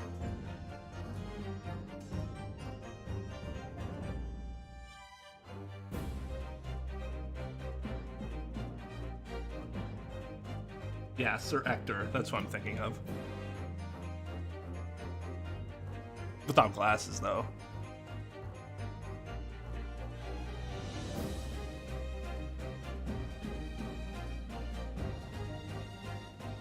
It was the washing scene? Okay. That was the first thing that popped into my mind, but... Yo, what's up, Tom? Sir Ector is, Arthur's foster father. In The Sword and the Stone.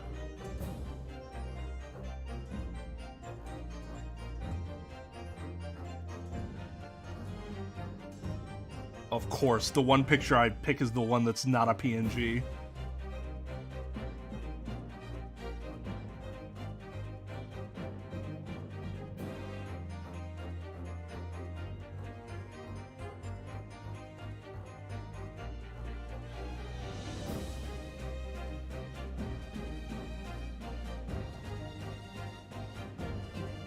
God damn it! Why can't I find a PNG of this to save? This one.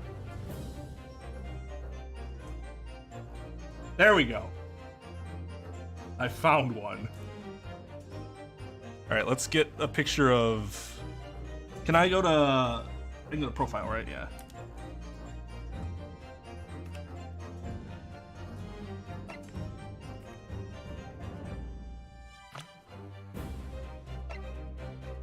Okay.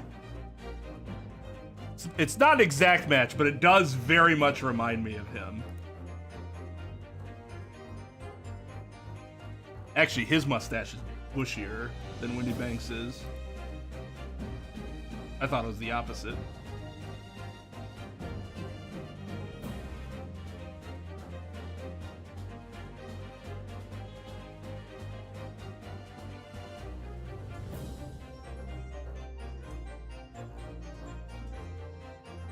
I just saved this. Where did I save it? Oh my god. I hate when I do this.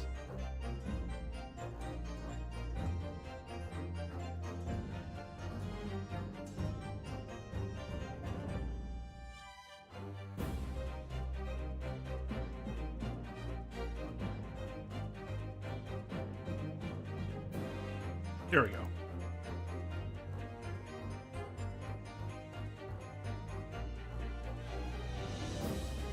Like if he did his hair a little better. Cut the stash down just a tad. If he's got the yellow undershirt.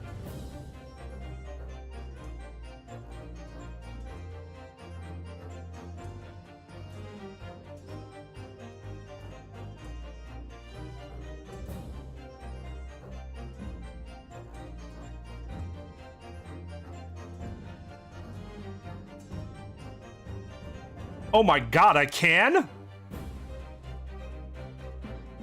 It's a sorcery that you're talking about, Lynn. I didn't know that was a thing.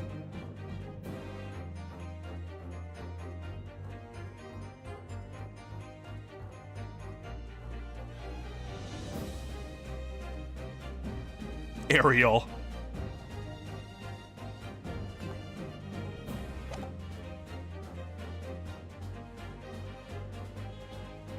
What?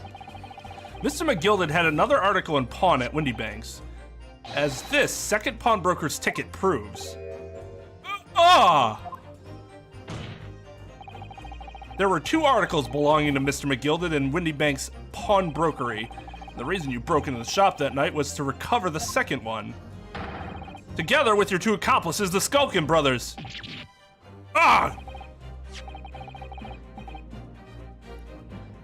So, if I'm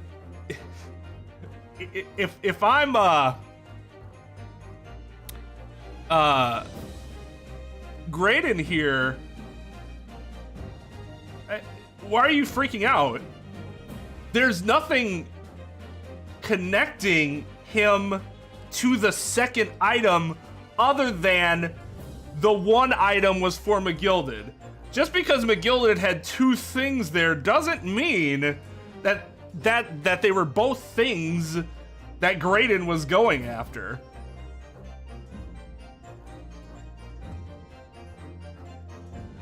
That, I mean, I assume you're right.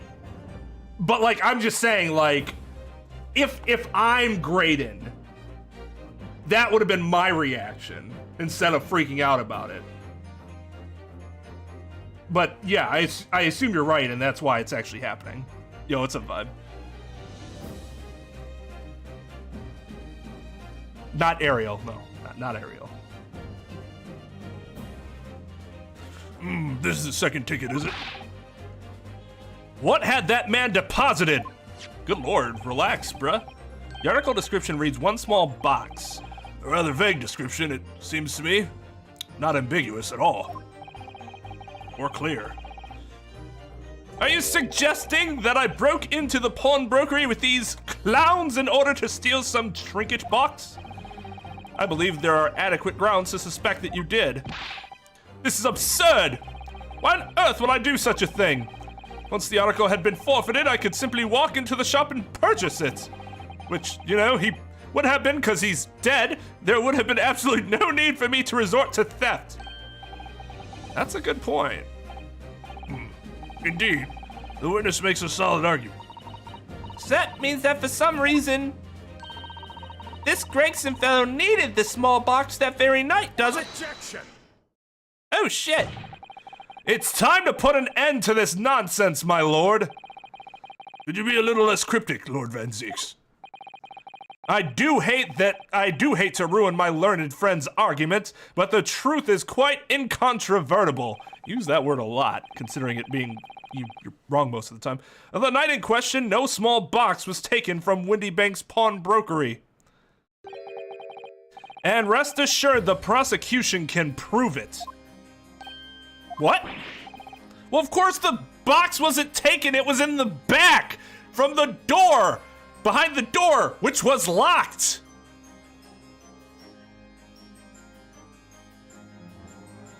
I don't get what Van Zeeks' position, where he's going with that particular argument. I guess we'll see.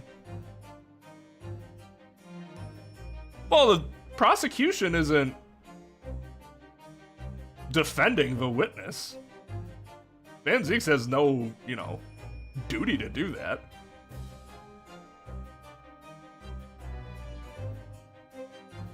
I never call my opposing counsel friend.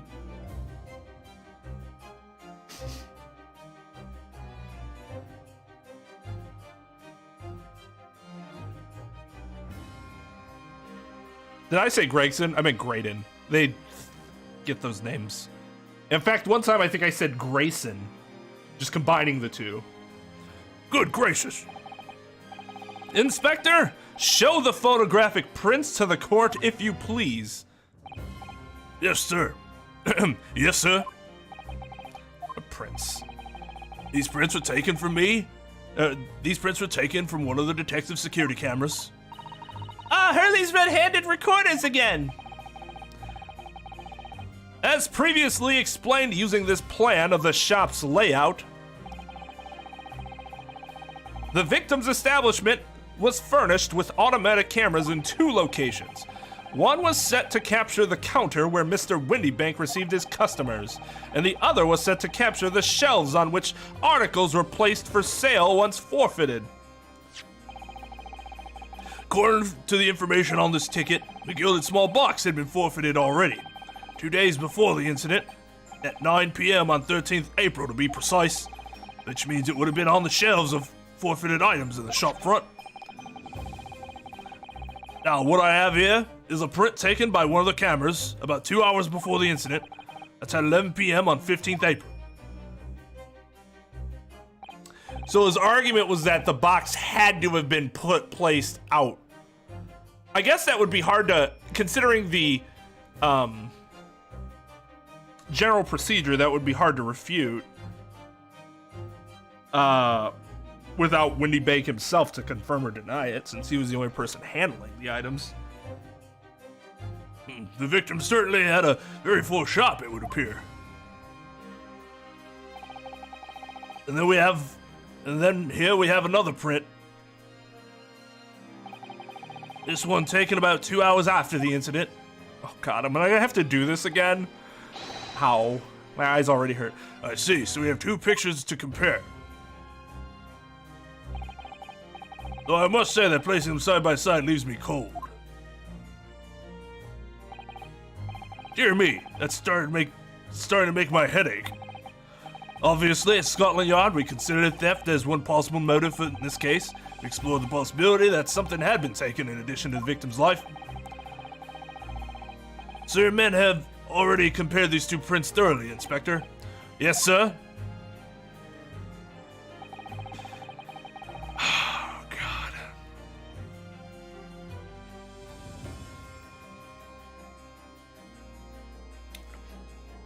I guess everyone could testify to there being no shelves behind the wall, or no items. I guess we don't really know, right? Because we never saw that wall.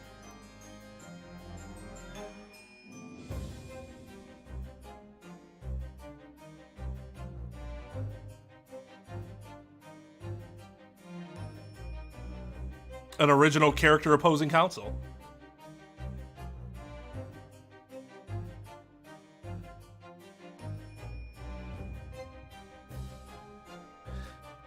We counted every single item in each of these 2 photographic prints.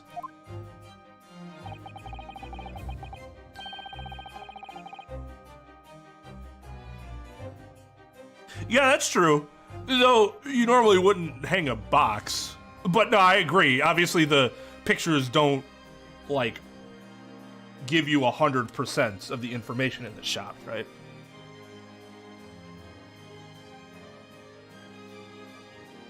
All right, Larry King. The yard's conclusion is that exactly the same number are present in both. In other words, nothing was taken from the pawnbrokery on the night in question, and my learned friend's assertion is nothing more than a hopeful fantasy. Ugh! I don't believe it.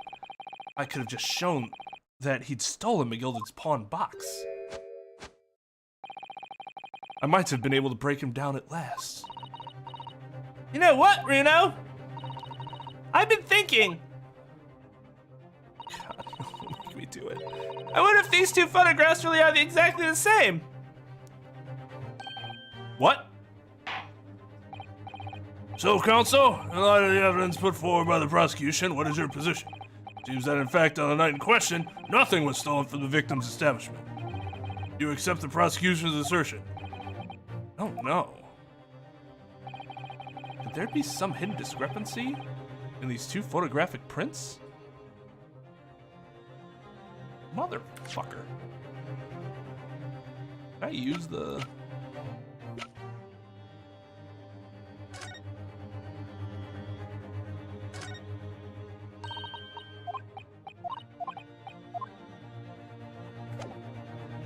Can I present the stereoscope?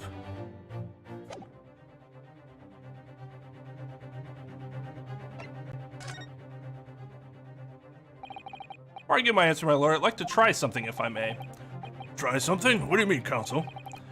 I'll need to use a certain piece of evidence from the court record to identify the discrepancy. I'm not entirely sure I follow. What piece of evidence do you intend to use to help you identify a discrepancy between the two prints? The thing we spent like an hour on talking about before? I'd like to use this device, my lord, to view the two prints stereoscopically. Oh, God! Just got to half-mast. Yes, you've caught the bug at last. You can't resist it, can you? Oh, yeah, we're in full boner town now. You've got the cross-eyed compulsion. Juror number 3, what a surprise. Come on, Reno! Let's put the pictures in place and see what this wonderful contraption shows us.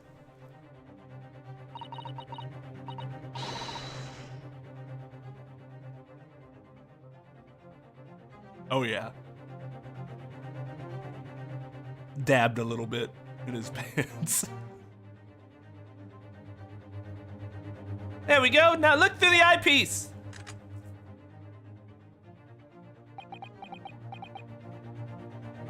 Thank you for doing that, because I wasn't sure at first, but there's a clear discrepancy between these two prints. What? You must identify the location in question for the court, counsel. Really? Okay. Indicate the precise location of the discrepancy of which you speak. I don't know, the only place that's like sticking out? Take that!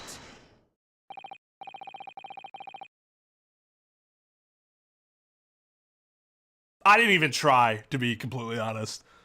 Stereo boner.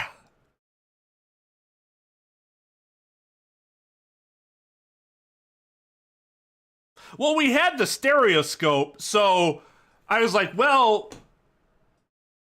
I guess it would be more logical to actually, like, allow the court to see it for themselves, as opposed to me just pointing it out. Like, if I'm presenting the evidence, that's what I would do, because it's actually stronger to do it this way than the other way. But I mean, if you actually did it yourself and saw it, then yeah. Let's see why you just skipped to that step.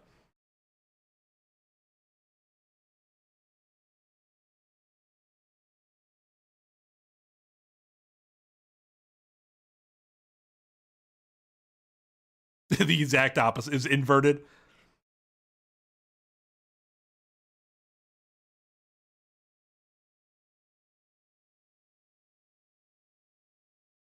Yeah, and apparently people like it. They like class rep's mouth. It's kind of filthy. Not gonna lie, a little vulgar.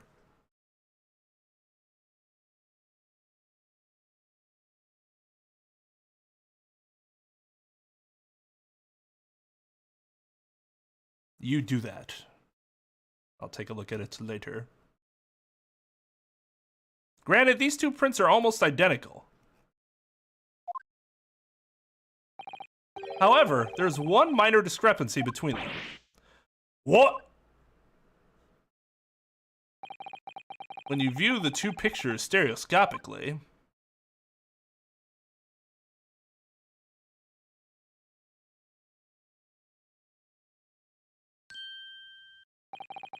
a single area stands out as being different.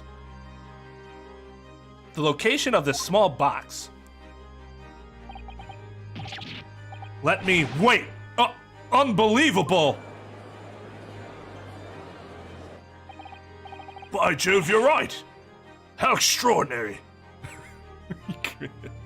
I like that's a nice face. What this tells us is very simple. Mr. McGilded's small box was indeed not stolen from Mr. Windybanks on the night in question. However, there can be no doubt that someone picked up this particular box and then returned it to its place on the shelves. Are you suggesting that the small box originally deposited by Mr. McGilded is in fact... Yes, the very same small box I just identified in those photographic prints. Then why would he take it? Mindless guesswork! What if it was? So a box was moved on the shelf, nothing was stolen, which means quite simply that nothing has changed. That may be true, but all right, McGilded's box wasn't stolen then. But doesn't the fact that it was moved like that change things?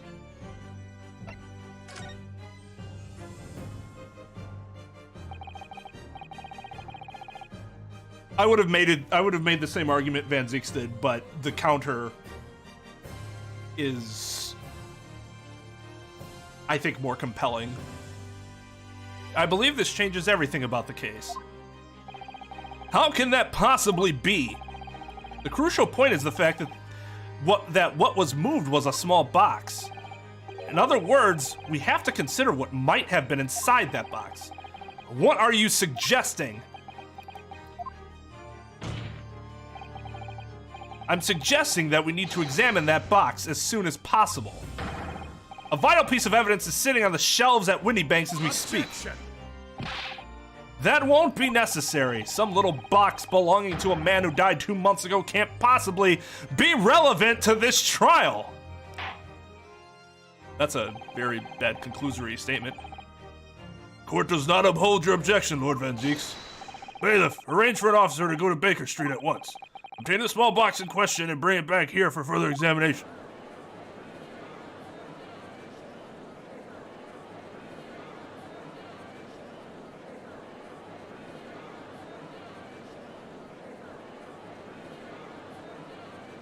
He is not happy.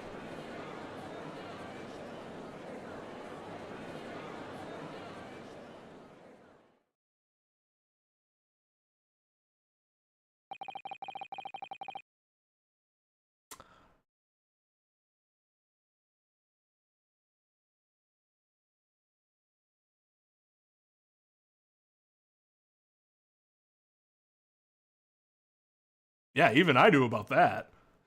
And I fucking hate tea. In fact, tea with milk seems significantly better than tea with water.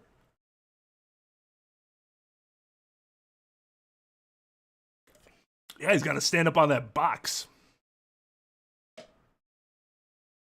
But yes, that sounds absolutely terrible.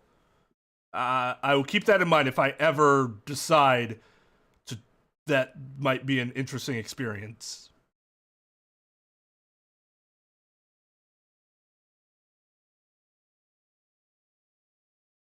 Also, yes.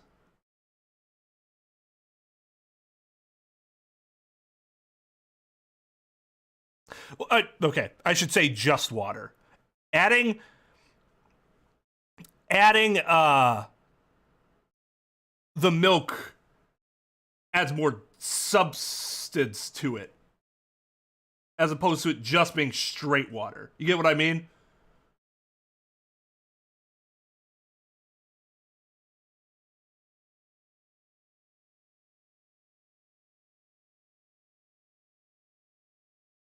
Because, like, I would make coffee like that.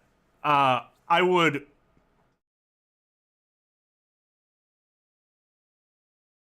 concentrate it in a little bit of water, and but then I would also then let the show begin. Froth the milk, heat it up and froth it, and then so it'd be like a latte kind of. But yeah, I still heat it up. But that was a combination of water and milk.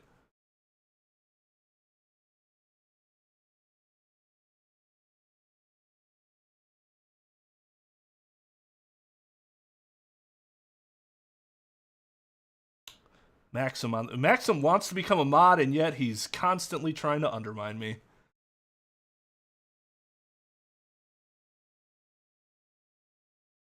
Yeah. Like I said, I do the same thing with coffee. I have my Keurig where I put my cup in, I have the water.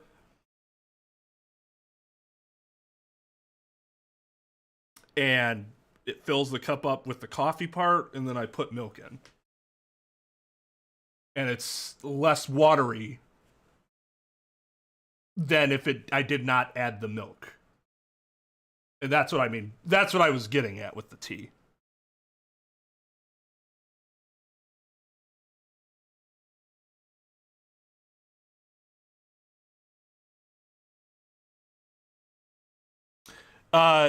Keurigs make the coffee with water, Lynn.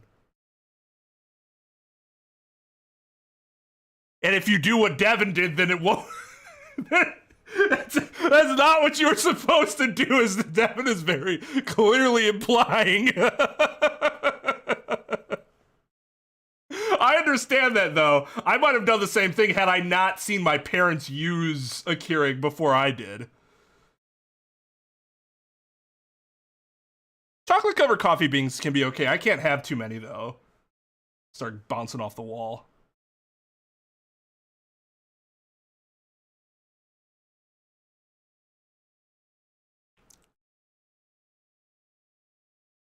I don't know what Lynn meant by the blood thing. I have no idea. We should have a report within half an hour. I think perhaps we should recess for a short while until the evidence is brought forth. To be hoodwinked by such a farce. Disappointing.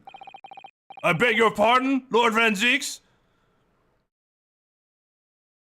I could have sworn you just insulted my decision. Can you care to clarify your position? Or do I have to slap you with my ring hand? This is nothing but a smokescreen, a Nipponi's specialty, it would seem. This is like, this is very much Edgeworth. Edgeworth would always be like, oh, right, your flimsy evidence. Let the show begin! And blah, blah, blah. And it's like, dude, he always beats you. You can't really consider this all smoke and mirrors when it always beats you in a system that's stacked against him. It's just a very, very stupid assertion.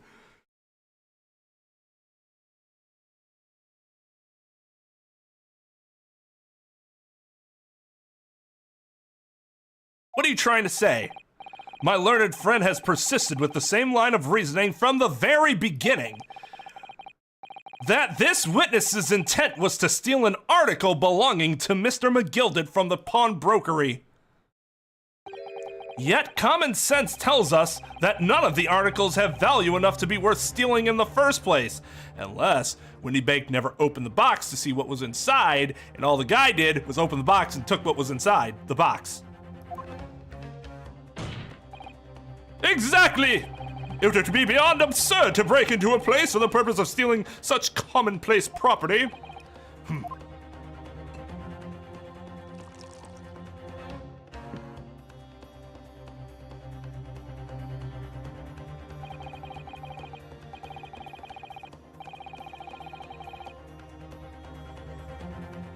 Later, Devin.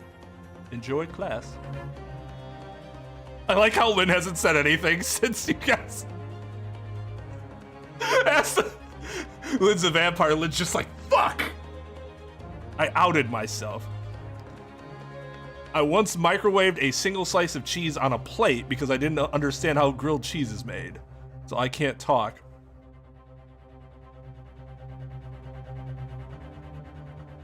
I guess the only reason I never would have thought of doing that is because I would wonder, like, so how am I supposed to get it off the plate? With, like, a spatula? But then how's the bread get... Do I toast the bread and just peel it up with a spatula? And I mean, I suppose that works? But I wouldn't think that it'd give me, like, the consistency that like how my parents made it. So I'd be like, this just can't be right. There's something off here, but I don't know what. As a 9-year-old.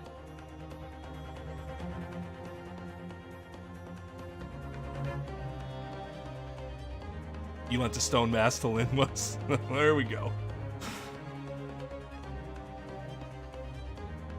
If your lordship recalls, Mr. McGilded perished 2 months ago, immediately after the conclusion of his trial. A trial in which he was found not guilty. A trial in which it was established he was the upstanding member of society his reputation implied. In fact, no, that's not actually at all what the trial established. It just established it established that he didn't commit that murder. Doesn't have to establish anything else other than he didn't commit that murder. Van Zieks is entirely wrong in his evaluation of the matter here.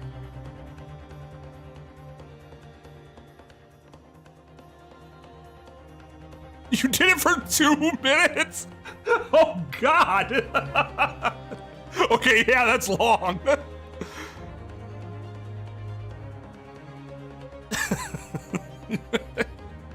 Hey, without knowing how to, like, put the grilled cheese together yourself, I applaud your attempt at trying to get it to work. You could have just given up and been like, I don't know, whatever. But you tried. That means something.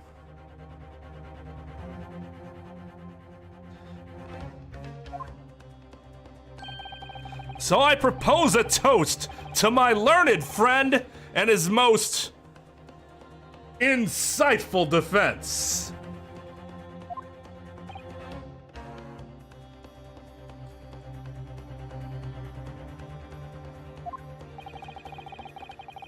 The articles this upstanding member of society pawned were entirely ordinary.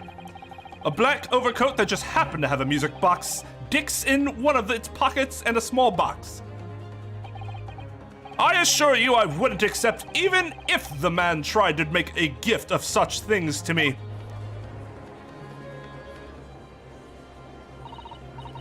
Yeah, it does make a rather lot of sense. It's not as if it was gold or jewels, is it? Thank goodness, no, McGilder's rich enough. But you can't deposit cash at a pawnbroker, I'm quite certain of that. I cannot understand words you are saying.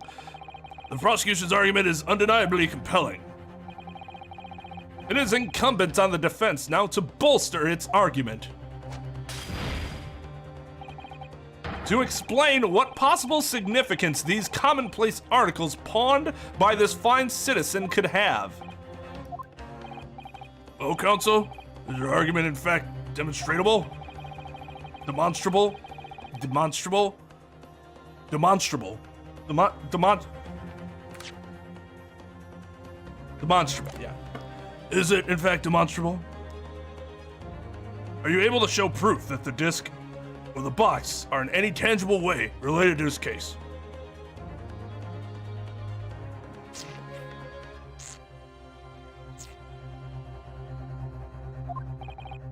Well, What's the matter, Runo? We know that they're related, don't we? They're both vital pieces of evidence. yes, of course. You and I both know that. We know McGilded's true character, and we know the disc is significant, even if we don't know why. But if we explain all that to the court at this point, I have to acknowledge that McGilded's acquittal 2 months ago was a mistake. That the defense's argument was flawed, based on false information. Oh no! And that would mean admitting that Gina committed perjury. But Ginny! Could it be that Van Zieks knows? Is that why he's doing this now? Because he anticipated everything? But maybe... This could be a great opportunity for us. Sorry? What do you mean, Iris? Well, what is it that you always say, Runo? Sooner or later, the truth comes out, every time. Alright, the exact significance of the things that McGilded deposited with Mr. Windybank is something that only Gina can explain to the court. But if I put her on the stand to testify about that, it could critically damage our chances of winning this case.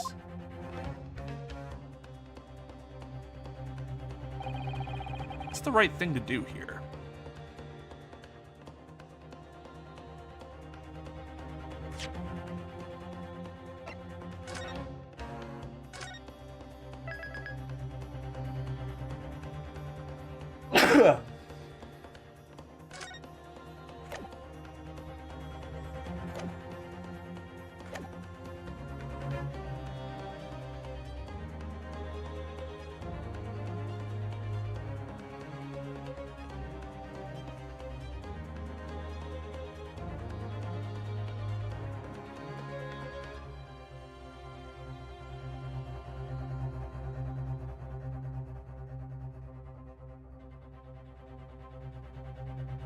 Thank you.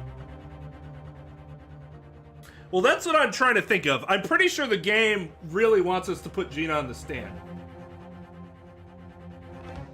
But I'm trying to think what I would do in this situation. Because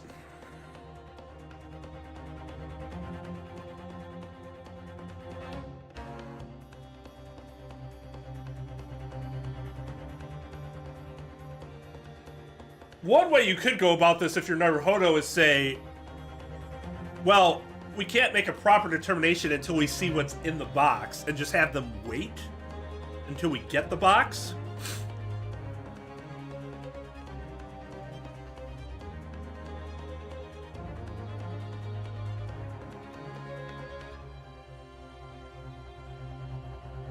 Before resorting to this.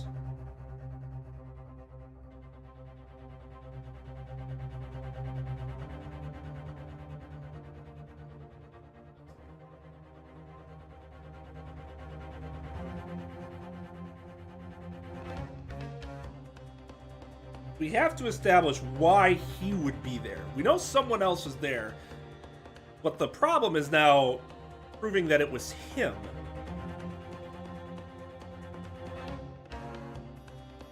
And all we've done is proven that he has the disc, but we haven't proven that he needed the box. I would try to push it off as much as possible before having my client testify here.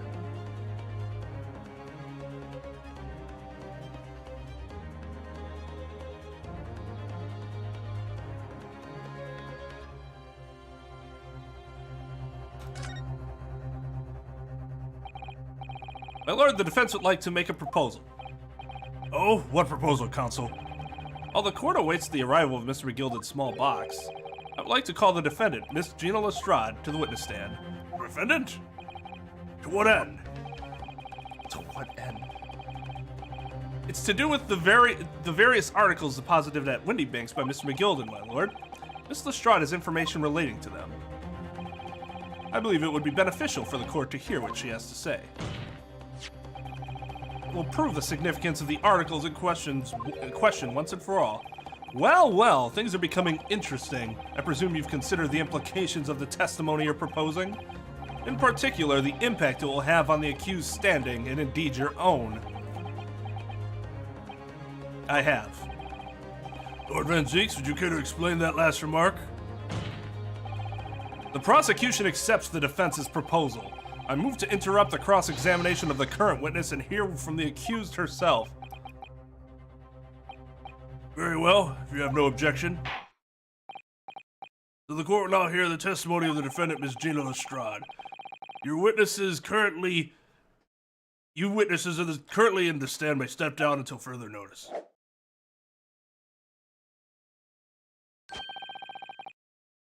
Then I shall bid you good day.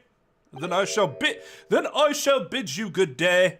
Wait. You, sir, shall remain in the stand while Miss Lestrade testifies.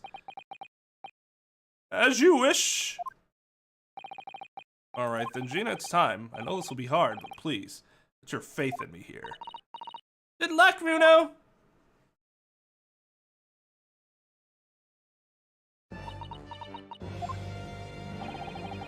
The articles that Mr. McGilded had deposited in Windy Bank's pawnbrokery are intimately related with the omnibus case, the trial of which was heard in this courtroom 2 months ago. Yes, and I remember this young lady being brought before me in that trial as well. That's right, my lord. Testimony helped to establish the innocence of the defendant, Mr. McGilded.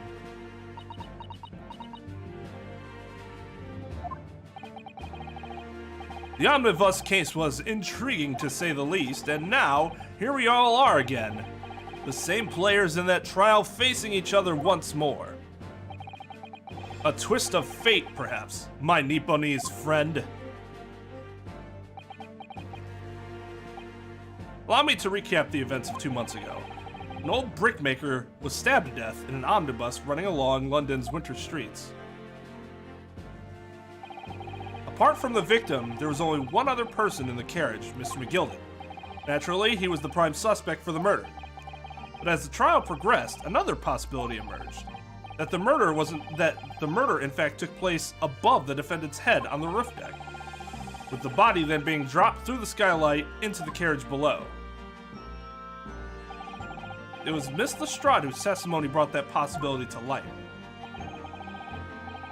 At the time of the incident, Miss Lestrade was concealed under a seat in the carriage, hoping to pick the pockets of unsuspecting passengers.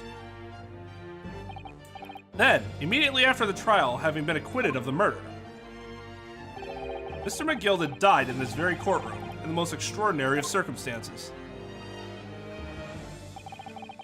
A mystery that remains unsolved even now, 2 months on, as indeed does the omnibus murder itself. Be that as it may, I recall neither did this nor the small box being mentioned in the course of those proceedings. Miss Lestrade,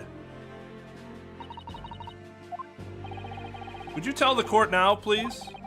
What really happened in the omnibus 2 months ago, I mean? I don't know what you mean. I already said all what I know. And what about everything you told us yesterday from inside your prison cell? Please, Miss Lestrade, this is extremely important. But what? Remember, little girl, if it transpires that you willfully withheld information in the trial 2 months ago, the Home Office will seek to prosecute you for perjury.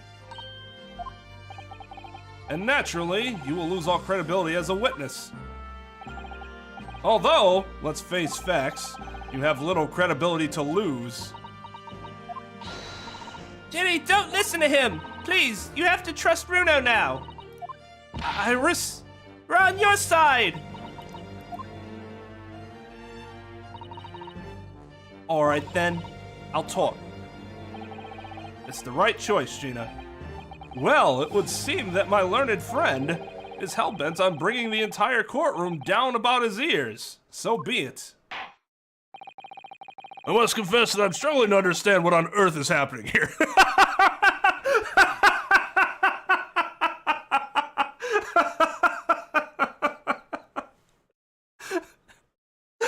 I must confess, I don't know what the fuck any of you are talking about. However, it would appear that Mr. McGilded's pawned articles in that extraordinary case of the omnibus harbor secrets of which we have been hitherto unaware. So, Miss Lestrade, you will now give your testimony before the court about the events of 2 months ago. You will reveal the truth, a commodity sorely lacking in your original statements. This is it then. Everything's going to come out. Like Van Zeek said. This could bring the whole courtroom down about my ears, but as a lawyer, I'm prepared to take that risk.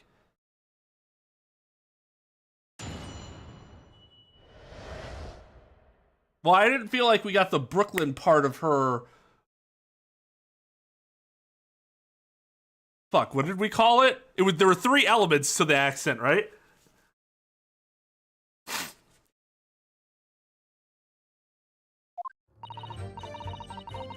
Truth is, that brickmaker cove was in the cabin of the omnibus the whole time. When the Irishman dragged me out from under the seat, I saw the disc on the floor. All of a sudden, I heard a scream from over me head, and that pair on the roof deck went off to call the slops. The slops. I don't think I've ever heard that word. Brooklyn Dockney. We had. I don't think I had. The Brook part of that had been very pronounced recently, so obviously I had to bring that back. It's saved in your keyboard, good lord. Asked when McGill had slipped the driver some tin to do a run to the pawn shop roundabout. He threatened me not to snitch, not to say nothing to no one about what I'd seen or heard. Good grief, this is outrageous! What you just told the court bears almost no resemblance to your testimony 2 months ago. As you say, my lord. Then there's every chance I may have adjudicated an error in McGilded's trial.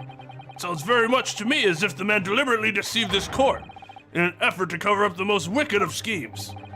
Without doubt, your lordship is correct. A great injustice was done in this courtroom 2 months ago. The actions of the accused in that trial, of this witness, and of my learned friend are entirely inexcusable. See, that's garbage. That's complete garbage. You don't blame the defense attorney for doing their job. As long as they believe what they were doing is right, that the person is innocent. It's not like I'm like, he's clearly guilty. Let's keep defending him. That's not what happened. So Van Zeek's full of shit here. I don't believe it. Whole trial was a farce, so lies, and McGill fellow's rotten to the core, just like that pickpocket. Don't forget the lawyer from the east. They were all in on it together. You're wrong, the lot of you. Mr. Naoto, the lawyer there, he didn't know nothing about it. Humbug. I don't think so. Are we really expected to believe that? He really stitched everything up, didn't he? What an operation to get the man off scot-free. Unforgivable, stop! The lies have to stop! Stop! Isn't that what we're fucking doing, you idiots? I'll never understand this reasoning. Oh, you're all lying. That must mean we can't trust them going forward. But you trust that statement? That makes you not trust me? What?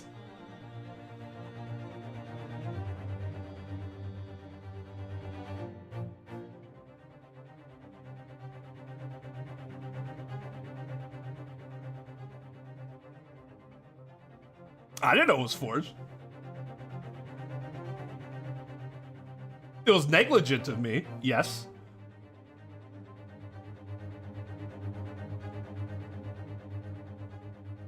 It's like the Phoenix thing. It's negligent of him, but it's not like we were in on it. They're making it seem like it was all like staged.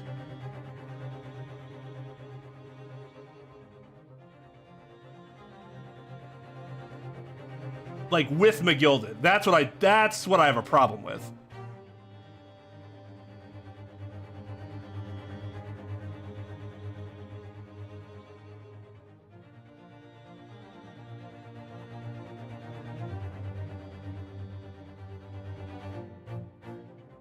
Yeah, it's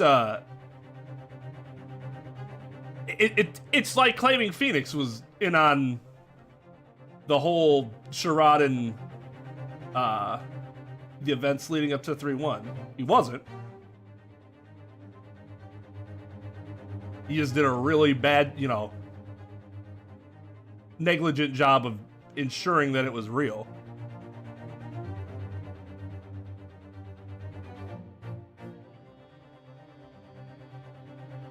Right. 4-1, sorry. Yeah. Yep. 4-1, not 3-1. Wow, with Trials and Tribulations be a completely different game if that was the case. Yes, the defense made a terrible error of judgment. I intend to take full responsibility and suffer whatever consequences are deemed appropriate. However, it's imperative that the court allows the witness to elaborate on her testimony, because the true significance of McGilded's pawn articles must be brought to light. Very well, my learned student friend.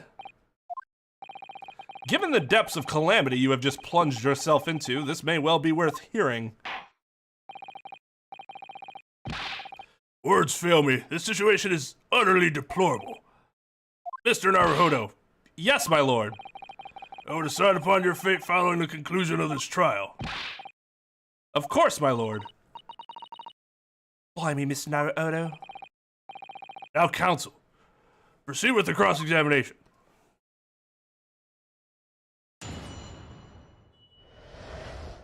Yeah, it creates a time paradox, erasing both of the prior two games.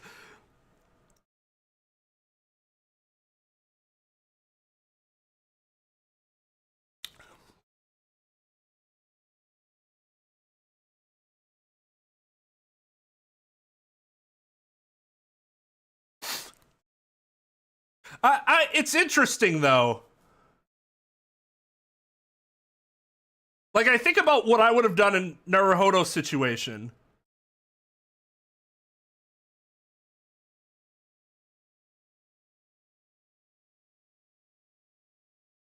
Because of how, like, literally shocked I was when I saw the blood all of a sudden, and I thought I was actually going crazy.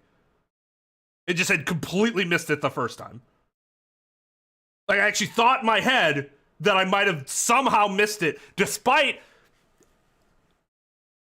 actually stating in our first examination that why wouldn't there be, there's no blood there. Why wouldn't there be any traces of blood there? And then there was blood, and I'm like, what the fuck? No, chat did not help. No. I mean, like, way back. Like, just based on,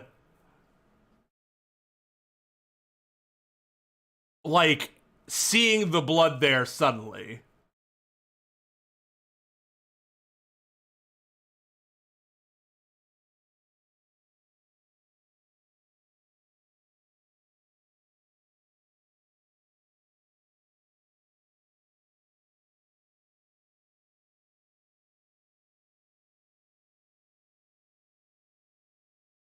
Well, I mean,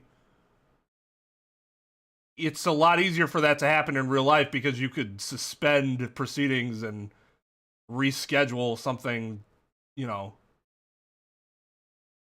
further out. I honestly don't know.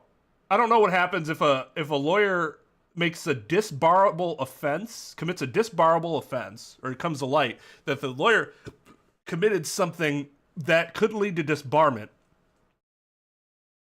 Would they stop proceedings? Because you can't, it's not like the judge can't just disbar you. But the judge could suspend proceedings and say, you know,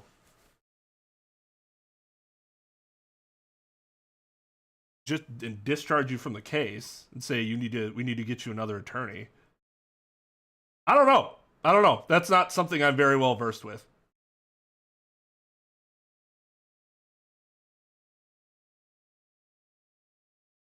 But that sort of thing can't happen here because of their ridiculous timelines.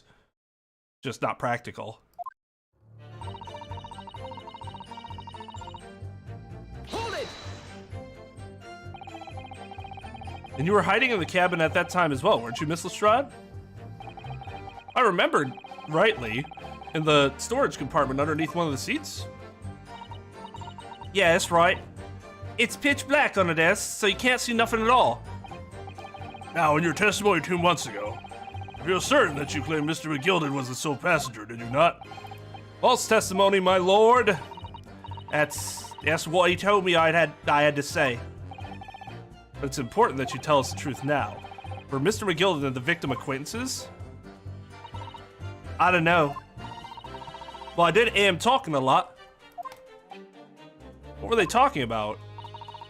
I couldn't hear too well, but if I had to say, I think it was about money or something. They kept talking about buying and not buying. Perhaps business dealings of some kind. Oh, anyway, they got louder and louder. It started to sound like a proper fight. I was pretty scared by then. I hardly dared to breathe, and then all of a sudden, I heard a noise like someone keeling over on the floor. It was blooming loud and all. I believe you let out an involuntary scream? Yeah, that's what gave me away.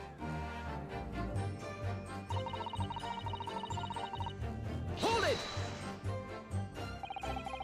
Was the disc you saw this disc?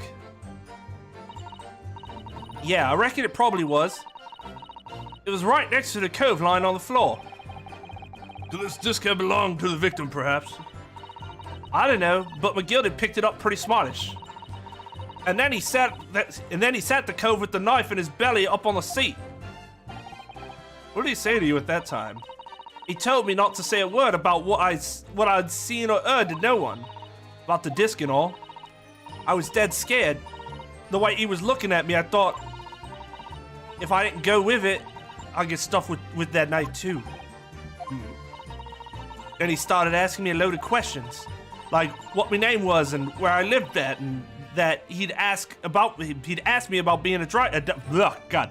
Like what my name was and where I'd lived and that. He asked me about being a diver too. But after a while, what had happened in the carriage was noticed? Yeah, that's right. First there was a kind of rapping noise. Hold it!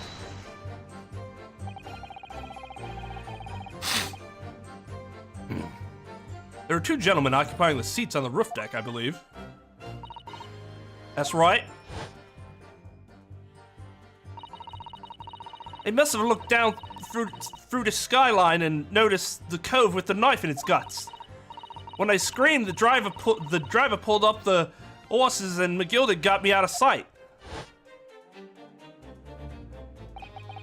Out of sight? Where? Back onto the seat where I started off. Once the carriage came to an halt, the two coves from the roof came off to fetch the slops. If they immediately left to fetch the police, it would appear they were entirely unrelated to the incident. So that left McGilda, the driver, and you still at the scene. Yeah, only the driver didn't know I was there because I was under the seat. I heard the cabin door open and a voice from outside. The driver, yes. He also testified in the trial, I believe. Fellow who went by the name of Beppo, if memory serves. What did McGilvin and the driver say to each other? I don't know what happened and stuff like that, mainly. Hold it!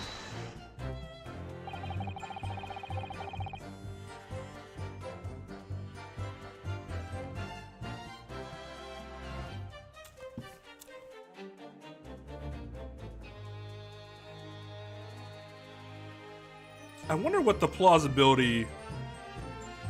Well, no, you wouldn't be able to do that here. That just wouldn't work. But in a real trial, you find the blood,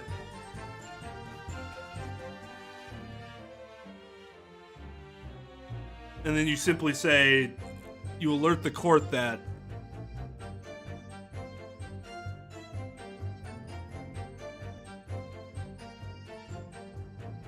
you cannot defend your client any longer. You have to withdraw from the case.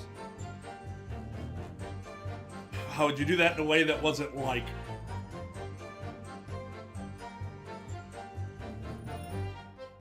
that doesn't come off as prejudicial?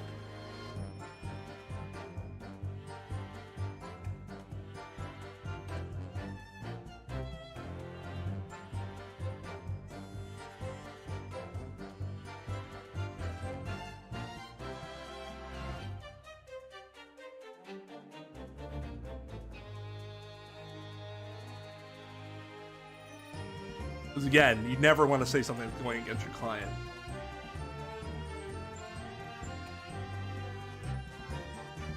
Because then you're not doing your job.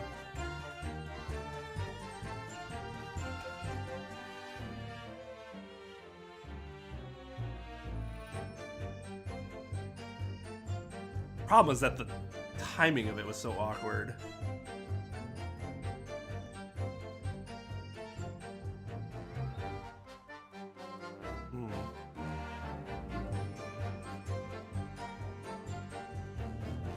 Sorry, just musing.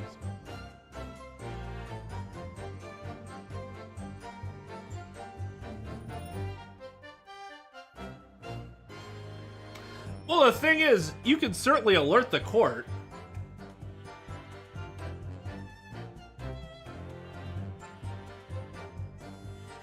There's blood here.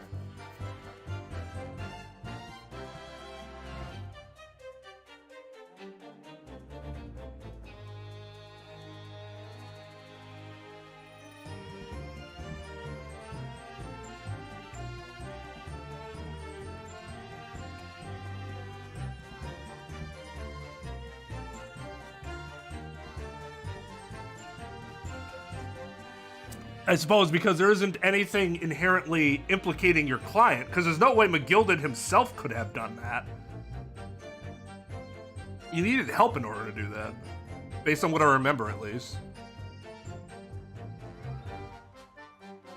No, I'm trying to think of what I would do on the fly in the original situation. Not really debating it, just trying to think of, like, all the options available. But I would never say, my client was lying.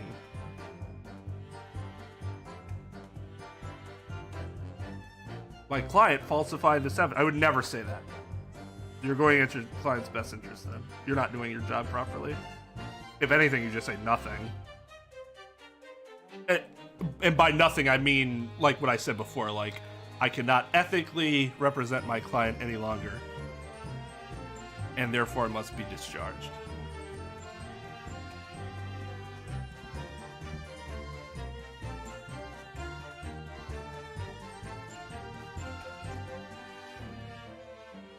Right. So, like, just bringing attention to the blood itself does not inherently implicate him in anything, since he would not have been able to do it himself. As long as you're not implicating your client, then. I mean, it's a tough situation.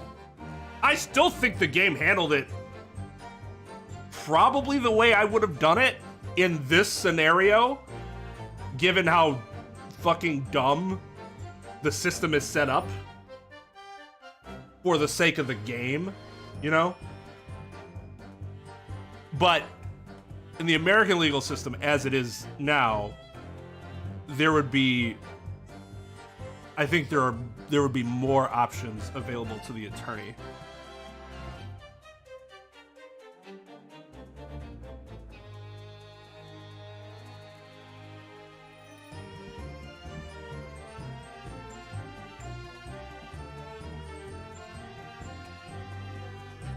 No.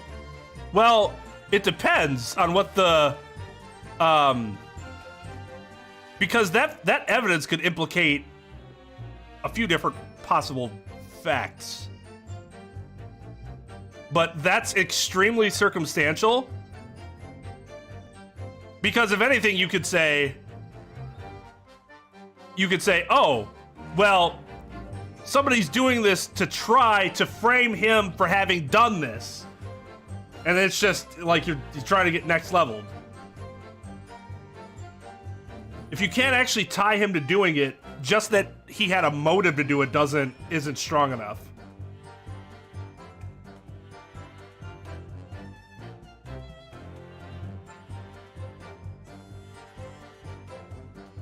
Like I said, highly circumstantial. They have to prove that he did it. Or arranged to have it done.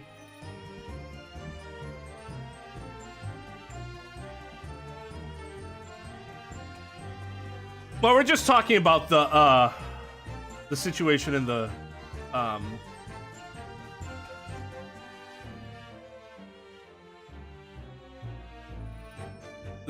what? Case 3? Tom? The situation about finding the blood and then how to best handle the situation as an attorney without implicating your client in any wrongdoing. I mean, another thing I should mention too is that depending on where you practice, you might have different ethical standards of like what you have to do as an attorney. Everything that obviously I'm saying is based off of my understanding of my ethical obligations in my jurisdiction.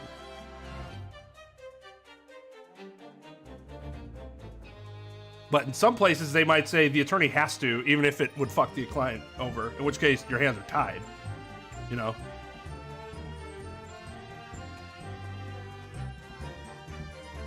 That pawn shop obviously being Windy Banks on Baker Street. Just a moment, counsel. Do you mean to tell me that the driver gave false testimony at that trial as well? Perhaps the excursion to the pawn brokery slipped his mind when he said it.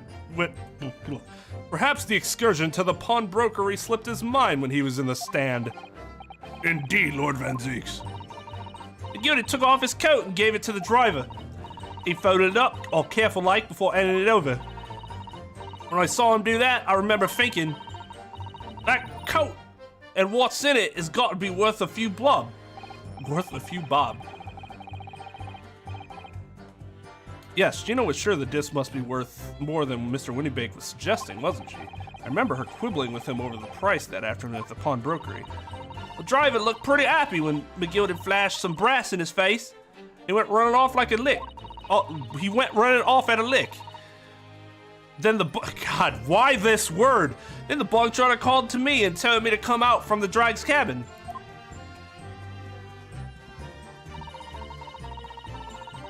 I just... Hold it! Threatened you how exactly? Told me I'd only be able to escape her if I did exactly what he said. Which included giving false testimony in court 2 months ago? Yeah, that's it. And there was one other thing he said. Which was? He told me I have to hang on to the ticket from the pawn shop and make sure not to lose it. Ticket? Well, I never. Said that if he didn't show up to get the ticket off me before 2 months passed, I had to go to the pawn shop and pay the money to keep it in lug, stop it being forfeited. He left me with some brass to pay for it.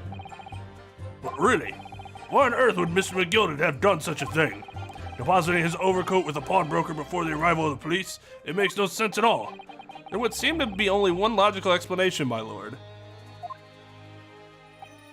What Mr. McGill had the driver deposit at Windybank's was something he didn't want the police to see. Something very important that he needed to hide at all costs. Anyway, after that, he let me go, so I legged it before the coppers showed up. Well done, Gina. It can't have been easy to tell the truth like that. Ginny's really put her faith in you, Runo. Yes, and to thank her, she'll have to face a charge of perjury once this trial's over. So I need to use the time we have now to get as much information out of her as possible. Time to really go for it. Press on every statement. I suppose I should. Oh, and another thing. What's that? Take a look at those two. Isn't it strange that they've been whispering at each other the entire time? Yes, that is strange. It looks like they're having a secret discussion about something. Not sure I'm completely comfortable with that. I wonder if there's anything I can do about it.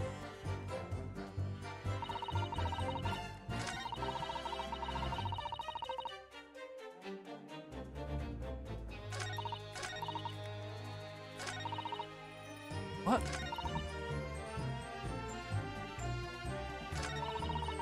Hold it!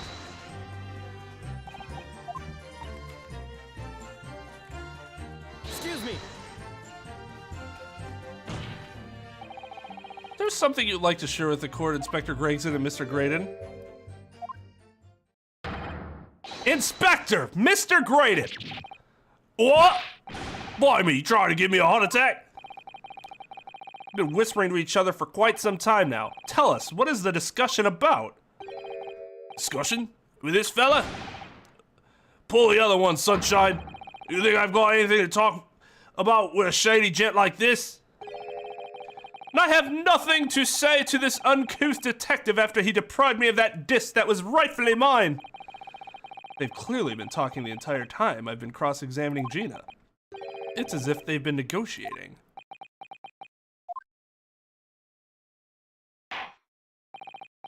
Thank you, Miss Lestrade. Thank you, Counsel. I've heard enough.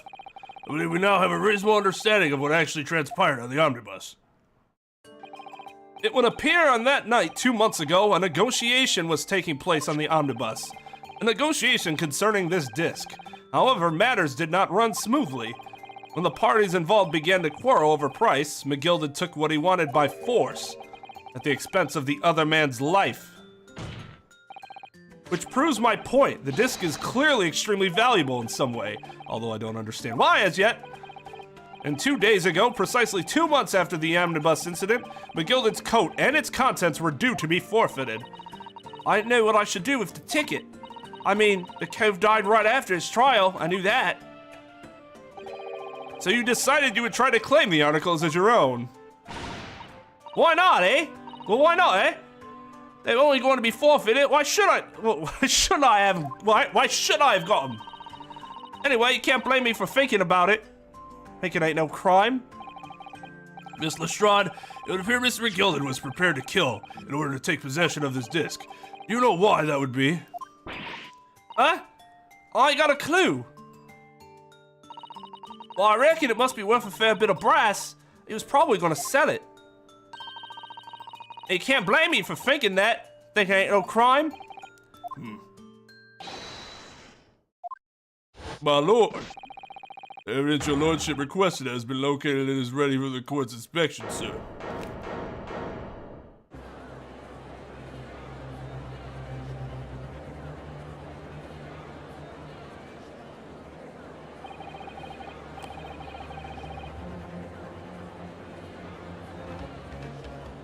Read it as a less offensive B word? Like what?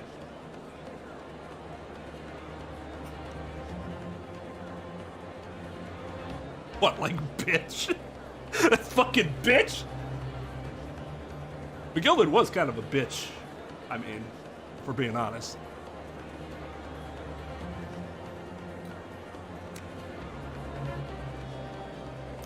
Oh, just a different I see. I thought you had something specific in mind. Yeah, that's fair. I think we should do that. The mysterious little box deposited by McGilden 2 months ago.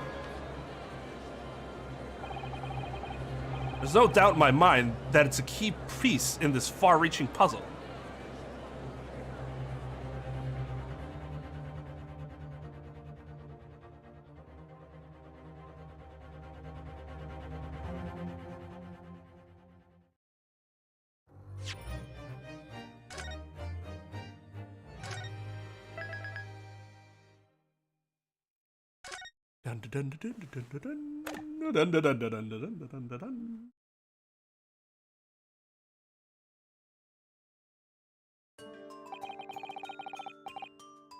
So this is the article in question, is it? The small box deposited with the pawnbroker by Mr. McGilden 2 months ago. And on the night of Mr. Windybank's murder, the only item on the shelves that was touched by whoever broke into the shop. Quick, quick, let's open it and see what's inside!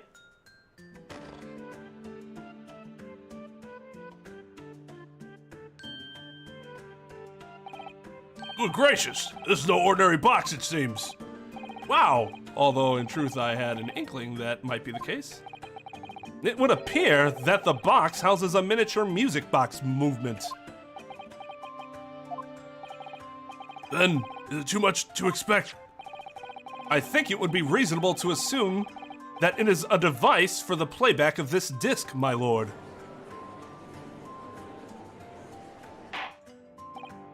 So here we have the means to play back Mr. McGilden's disc deposited at Windybanks at much the same time. Not strictly correct, my lord. It was not McGilden's disc. It was the disc of his victim in the omnibus. But why, for heaven's sake? Are we to understand that the brickmaker was trying to sell this music box disc to Mr. McGilden?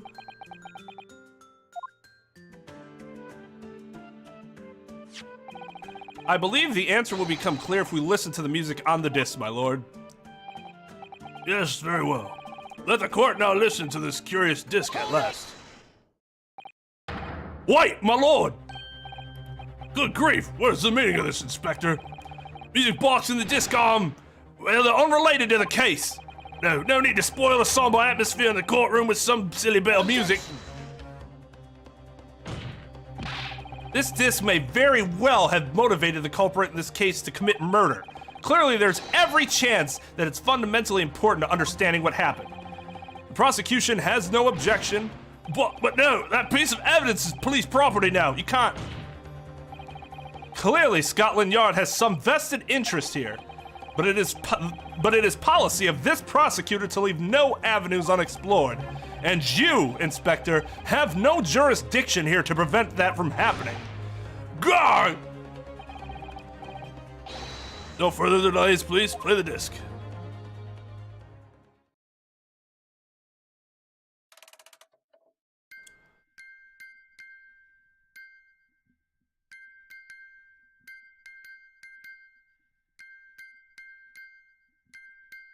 that Morse code?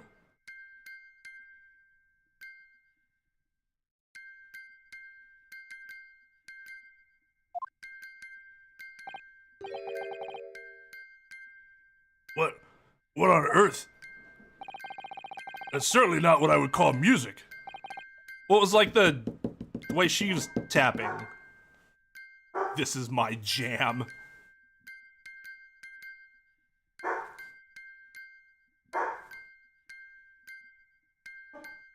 The whispering bit?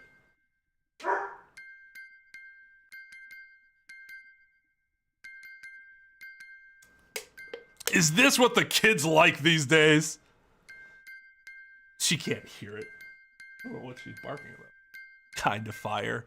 NGL. Ruff, ruff, ruff, ruff. Yeah, I'm not sure what you mean by the whispering bit, Tom.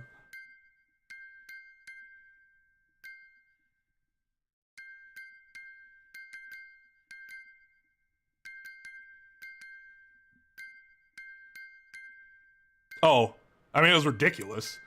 I didn't even really comment on it too much because I think the whole idea of having that many people up on a witness stand in general is just stupid.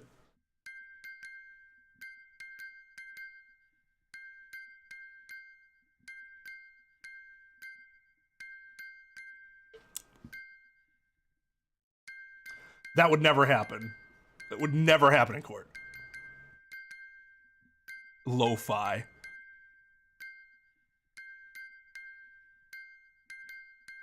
So I guess honestly, I just kind of glossed past it because I'm like, this is stupid. Whatever. I mean, I'll just let class rep take care of it. No. It's just the same note playing over and over and over again in an irregular sequence.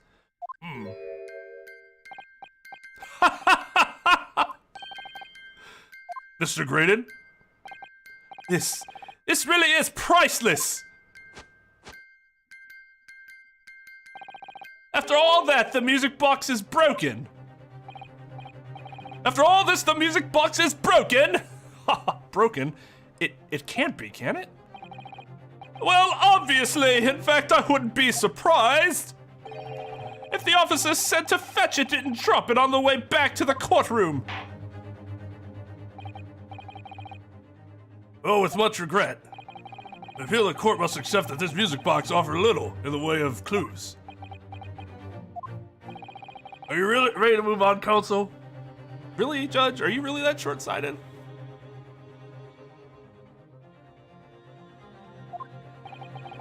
Come on. Yes, alright, it does sound as though it's completely broken, but is it? Could this music emanating from the music box possibly be a new clue? I believe that it could be relevant, my lord. Good lord! But how can it be? It's an abomination, counsel! Mere noise! I fail to see how it could have any meaning whatsoever. This sounds strange, I agree. But there's one thing bothering me. While Graydon stands there chortling victoriously, the inspector beside him has a rather telling expression on his face. It's as if Gregson recognizes the sound, as if he's familiar with it somehow. And that's making him appear extremely on edge. If that's the stance of the defense, my Nipponese friend, answer me this. Oh?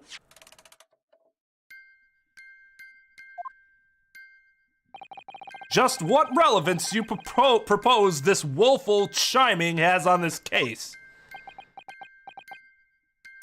So, McGilded was the one transmitting the secrets abroad. And as the communications officer, what's-his-fuck was helping him do it. I'm assuming that's the picture here. But I guess what I'm missing is what's-his-fuck freaking out about it so much? Because it actually contains information that they don't want to get out? Like secret information? Yeah, I suppose that would make sense. It's the defense's belief that the sound emanating from this music box is not supposed to be music. Just because this is a music box doesn't necessarily mean the sounds we're hearing are music. Look at that. The smile vanished from Graydon's lips as soon as I said it. I'm on the right lines here. I must be. Have the fucking... She's right there, juror number 5. Have her translate it. Making deductions based on how people react to what you say. You're acting just like Hurley, Runo. Objection! The sounds we're hearing aren't necessarily music? Well, now that you've told us what they are not, I'm sure the court would like to hear what they are. Do enlighten us, my Nipponese friend. Well, surely you have an idea in mind, because if not, it will be the death of your ill-informed argument. Ill-formed argument. Exactly. The music box is clearly broken. Refusing to accept that fact is pure foolishness. They've got me. I don't know what the answer is yet. Bruno? I've just examined the music box very thoroughly. And I'm fairly certain that it's not broken at all. Really? Really? The way it's been made, it can only produce a single note anyway. Thank you, Iris.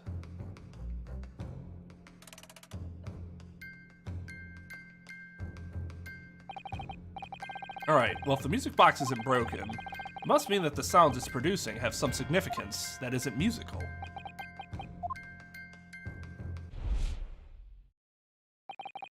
Ah! Could it be? Is that what these sounds are? Something just struck me, Runo. I feel like recently, in the past few hours even, I've heard another sound very much like this one. I've heard another sound very much like the one this music box makes.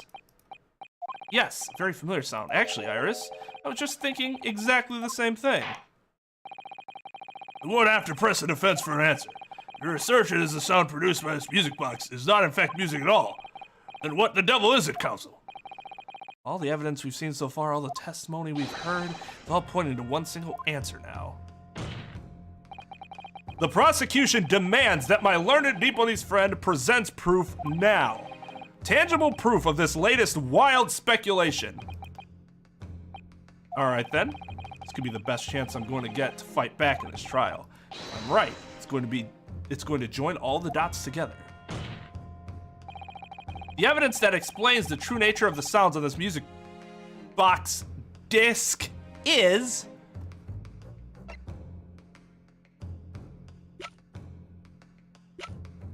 Anything else I would show instead? I don't think so. Congratulations! Today's paper, counsel. The headline is Pawnbroker Perishes in Pick Purse Plunder.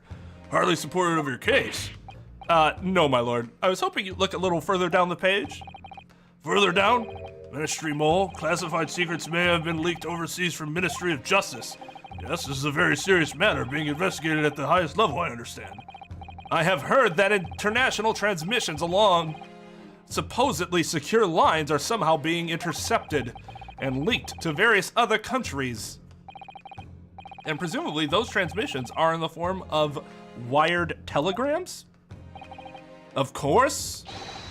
Juror number 5, your input, please. Stop! Oh! Me, sir? Whatever is the matter? You told the court before that you worked at the same communication station as Mr. Graydon, did you not? Yes, that's correct. And the particular station where you work deals with government communications and newspaper reports. Oh yes, we're not your run-of-the-mill communication station at all. Our work is extremely important. Then tell me, is this not a very familiar sound? Hmm?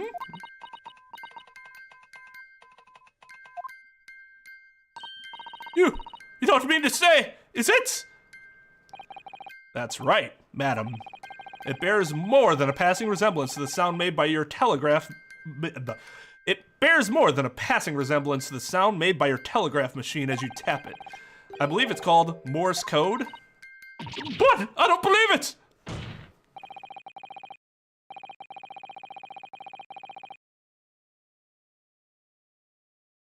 Now, correct me if I'm wrong, but when it comes to leaking telegrams from government departments, there could be nobody more perfectly placed than a highly skilled communications officer. Are you suggesting that the music box dicks contains stolen government secrets and Morse code? Snake! I am liquid. Order! Please, everyone, order! This is high treason, Council, deserving of capital punishment. Too much new vocabulary. What is this treason, and what is capital punishment? Sorts of words I'd half expect you to know. Our sovereign government's confidential information, hostile nations would surely pay almost any price.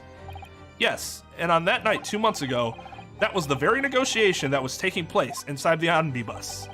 But in the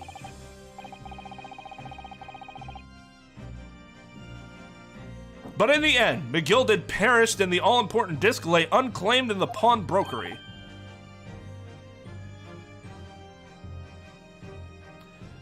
My word. In which case, whoever stole that information in the first place must surely have been beside himself with worry, because if the disc were to be discovered before it found its way out of the country, it would reveal an act of high treason punishable by death. So the culprit had no choice but to retrieve it, and in order to do that, he would have to gain entry to the pawnbrokery illegally in the middle of the night, because the article left behind by Mr. McGilded would incriminate him too much if it got into the wrong hands. Isn't that right, Mr. Graydon? You think I've been stealing government secrets? Preposterous! Absolutely preposterous! So in response to the defense's accusation, you claim complete innocence, do you? Well, of course I do! I've had to stand here in silence while that pretentious foreign lawyer has been prattling away! Objection! Then by all means, counter the charges, sir! The prosecution demands the witness testifies. In response to the accusations brought by the defense. Delighted, I'm sure.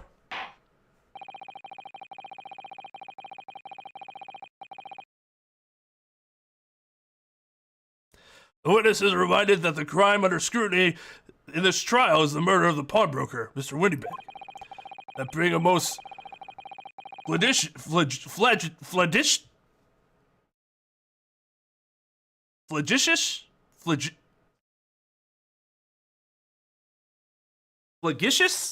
Like, how is the G said there? Is it hard? Is it soft?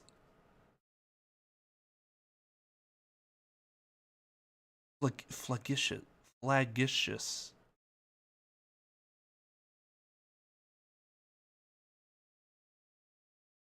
Is it a hard G? Flagitious?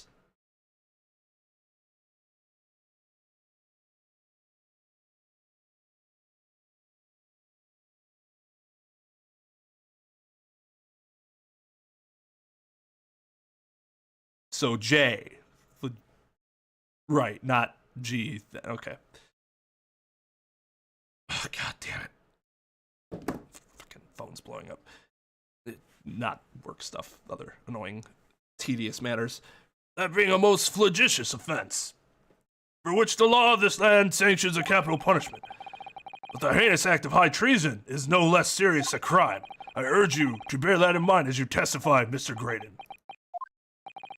So then let us proceed. You may...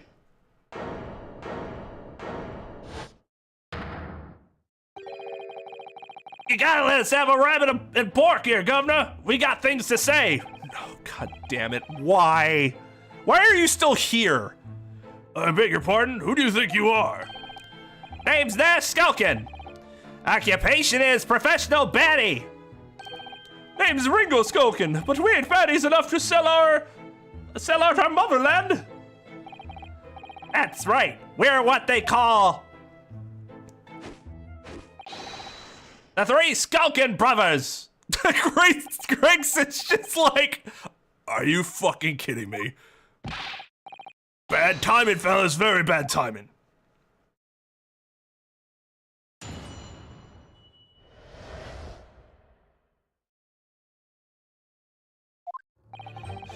A mere communications officer couldn't possibly steal confidential government information. Besides, the sounds produced by that music box aren't even Morse code. It was some low-class brickmaker negotiating with McGilded anyway, was it not? I've no relation to the man. Look, all we done is break into the gaff the other night like what you told us to do.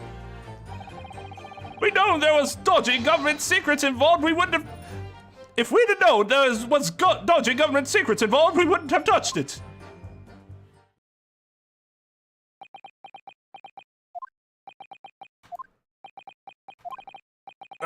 Mr.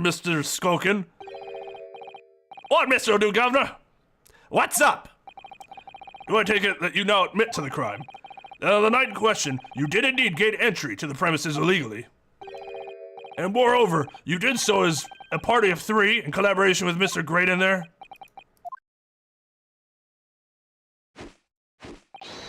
We did, Gov, we did!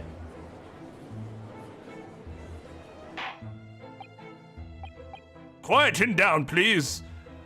What say you to that, Mr. Graydon?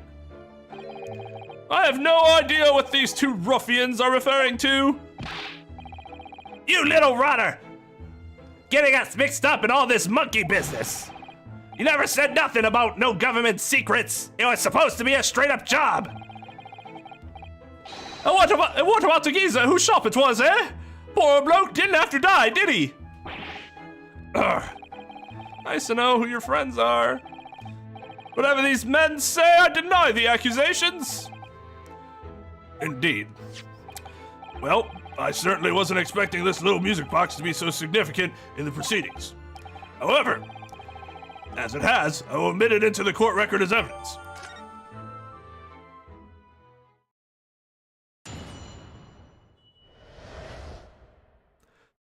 No.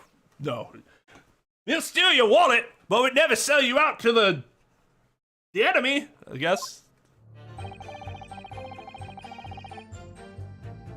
Hold it! Well, I mean, you're just communicating it.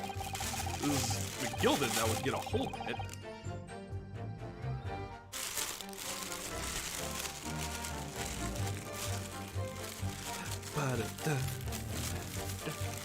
So I need a little snap right.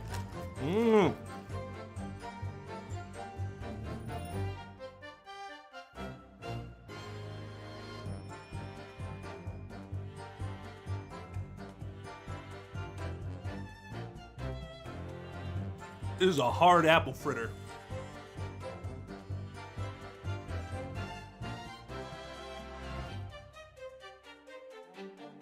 Okay, so remind me. How long does that extra stuff take? About an hour after the game?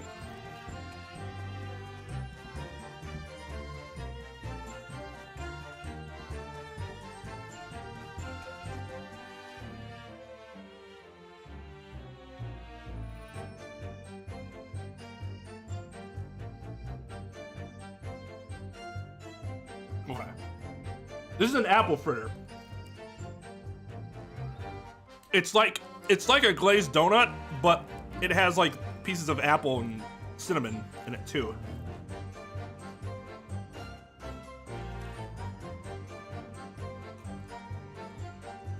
Now,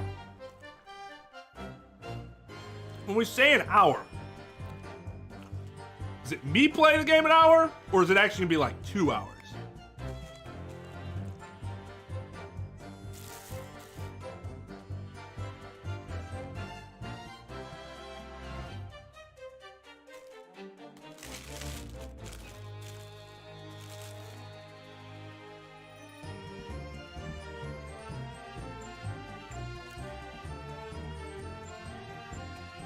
I have no idea how to tell if something's double glazed, to be honest.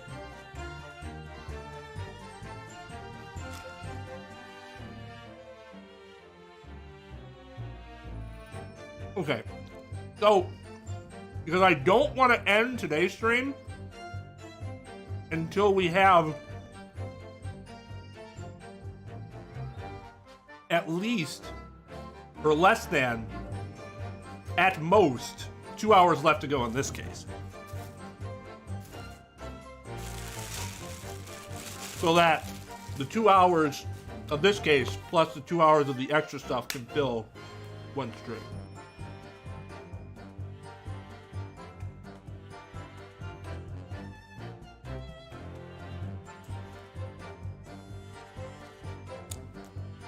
Because their flawed premise is that speeding itself is not reckless. Yeah. Ah!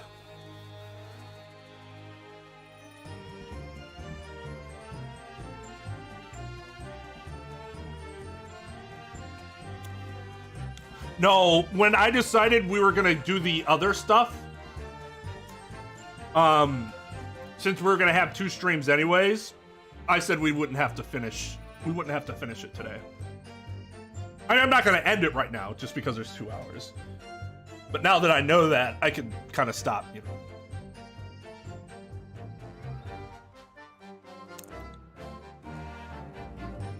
Well, I mean, based on what Trep said, I could stop now and it'd probably be fine. But I'll still go my 4 hours, my normal 4 hours. So we'll still get another, 40-ish minutes in.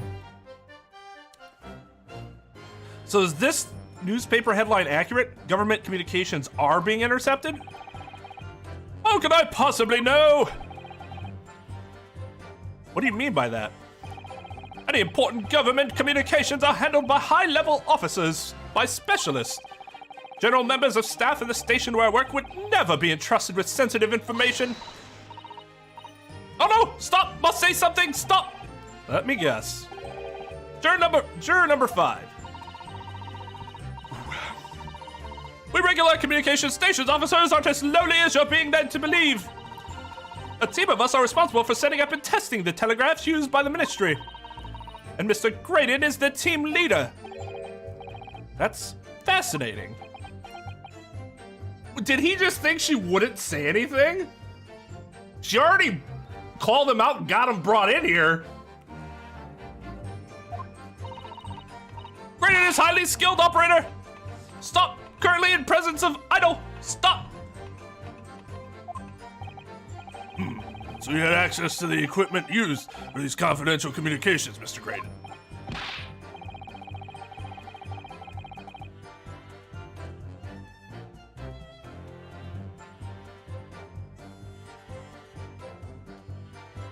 Yeah, that's gotta feel bad. Well, what of it? The transmissions are always made behind closed doors, so they can't be heard. And in any case, all messages are sent enciphered. I didn't know that was a word. I was gonna say encrypted. I mean, enciphered makes sense. I don't think I've ever seen that before. Lot of terms in this game that I read them and they make sense, except for the flagellist or flagellist or whatever. That one I still don't. I mean, context clues will tell me, but enciphered, I can see it and I know exactly what it means. In any case, all messages are sent enciphered. No normal employees couldn't possibly understand them. Oh no, stop! Must say something, stop! Mr. Graydon regularly attends meetings with ministry technicians and the ministry communication team. He assists them in ensuring that there are no errors in important international communications. And he's received the top prize of the cipher cracking convention 5 years in a row now. How does he not realize at this point that she knows everything about him? And he should probably stop. All right, later, Tom.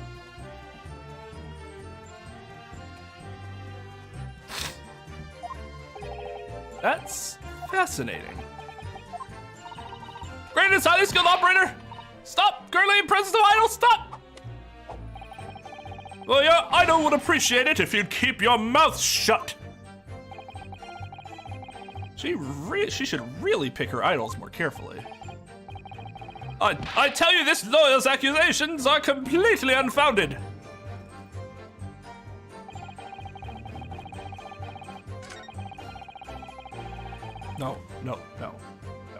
No.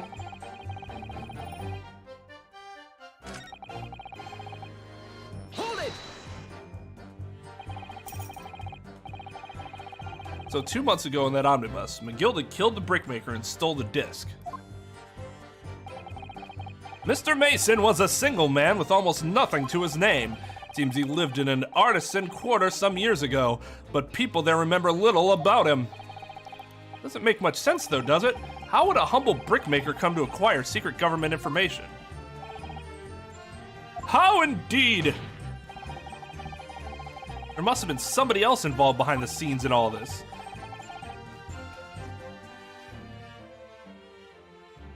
Somebody who acquired the disc and gave it to Mr. Mason. In order to take it to the meeting with McGilded and negotiate a deal. Dear me! You may have it in for me, sir, but I assure you, I have far more class than that. Brickmaker from an artisan quarter and his well-to-do communications officer. If only I could find some evidence to link the two of them together. If you have nothing more to add on that note, let us return to the witness testimony.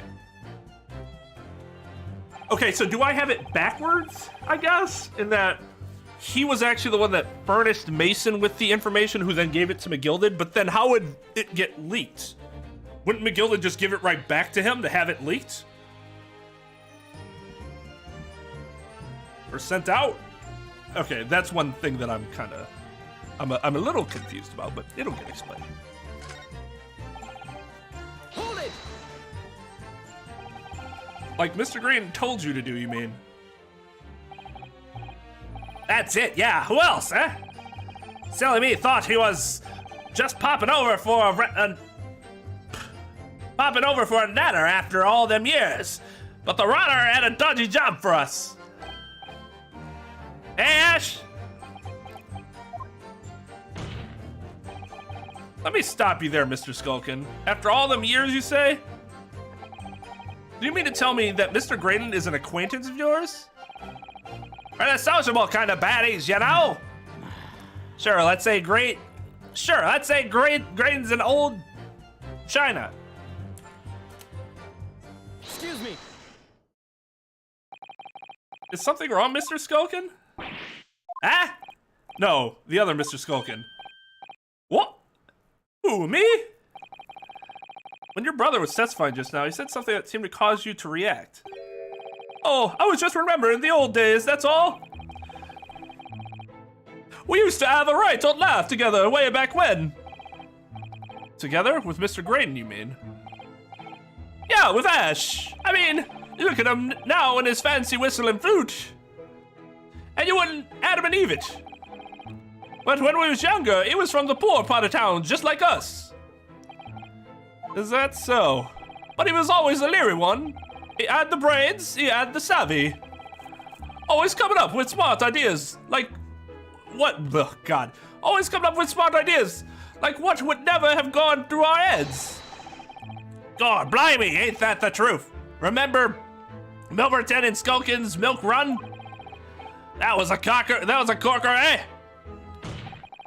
Save it until after the trial. Your reminiscing has no place in this courtroom. And neither does your fruit. Oi, the geezer asked us a question, didn't he? And we was answering. Yeah, we ain't done nothing wrong. Nevertheless, the court is not prepared to accompany you on your trip down memory lane. Counsel, can we turn our attention back to the testimony, please? I don't know. Could that sentimental story be relevant somehow?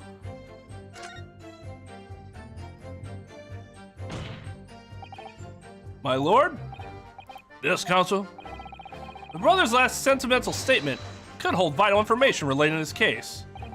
Very well, counsel. I will permit the brothers to supplement their testimony with that detail. Briefly, I hasten to add.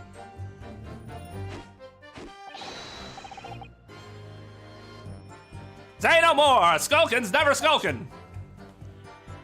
Yeah, fruit's bad, but alcohol's fine.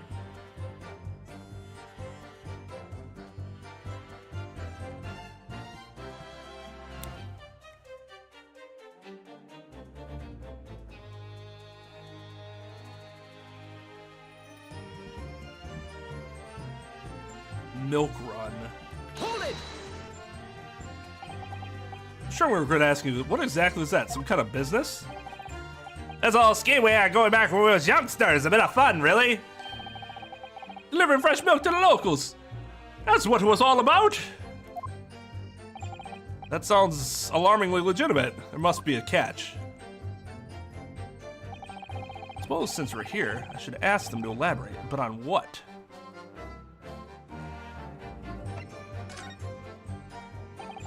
Well, this business was just a bit of fun, you say? It was just yourselves and Mr. Graydon involved? Yeah, that's it. Milverton and Skulkin's milk run, was it? Yeah, that's it. And where did the Milverton part come from? All right, I thought a clever clogs. Fuck it! God damn it! Enough of this! How much longer are we expected to listen to this drivel? I don't. Let me guess, you don't accept anything these two witnesses are saying. Tell me, why is it that it was only after the mention of the name Milverton that you decided to interject? Because well... weren't the happiest of homes that one came from. Yeah, his old man was struggling for money so much, his wife walked out on him. She took the name Graydon, then you see. She took the name Graydon, then see. But Ash will always be Milverton to us. Milverton? That used to be your surname, did it? Of course not! This is all bunkum! I've been a Graydon ever since I was born. Do you really think you can lie on the testimony of these two thieves, You're a communications officer attached to the civil service. As such, your personal details will have been thoroughly checked at the time of your appointment. It would be a very simple matter indeed to subpoena those records, Mr. Graydon. Well, it would appear that Mr. and Mr. Skulkin's testimony has been reliable for once. You're born Ashley Milverton, then. Is that correct? Very well, yes. So Ashley Graydon was once Ashley Milverton. That information could change things and could turn out to be extremely important.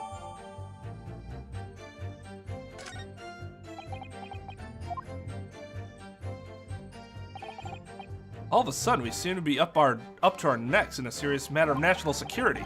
Although all this talk about interception of secret government messages is still just conjecture at this stage. It would explain a number of things, though, wouldn't it? The negotiation Jenny overheard on the omnibus 2 months ago, and the break-in at Windy Banks. But the trouble is, it wasn't Mr. Graydon in the omnibus, it's Mr. McGilded. No, that was Mr. Mason, the brickmaker, who was so horribly murdered. If only there was some link between the two men somehow.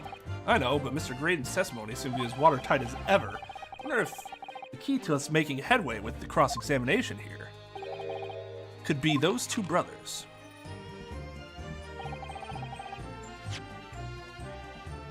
Ooh, excuse me. What?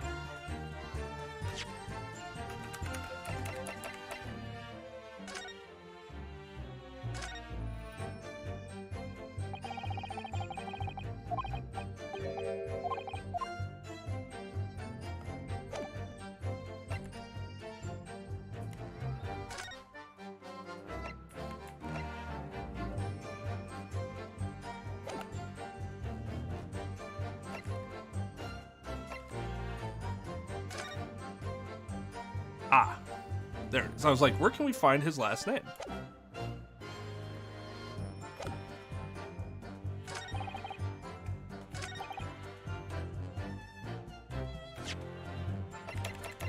Objection. Mr. Ashley Milverton. Tell me, why did you try to hide your former name from the court?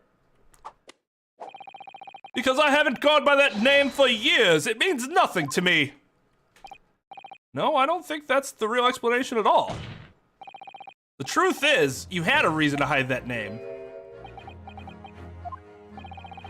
Explain yourself, please, counsel. I have here the notes from the omnibus case, my lord. And as we all know, the victim, the man who we now understand to have been negotiating with McGilded. Yes, Mr. Mason, the brickmaker. That's right. Only Mason wasn't his surname at all. It was his given name. His full name was Mason Milverton. Milverton? Do you mean to say Sid's alive? Mr. Ashley Milverton, is it not the case that the brickmaker, Mr. Mason Milverton, was your father? I don't. As I believe I mentioned earlier, your family history will have been thoroughly checked when you joined the civil service, and it really would take no time at all for the court to subpoena those records. The truth is, you have been illegally acquiring highly confidential government information and selling it on to McGilded in collaboration with your father.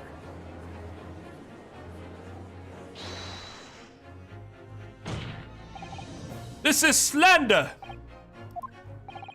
I carved a new life for myself as a respectable communications officer, as a gentleman. I have no idea what my father has been up to. It has nothing to do with me. And may I remind the court that the assertion that this disc contains some sort of message in Morse code has been reliably disproven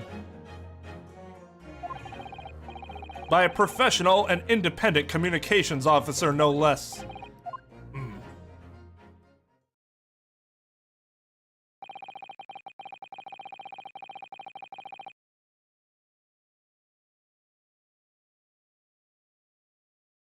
Oh,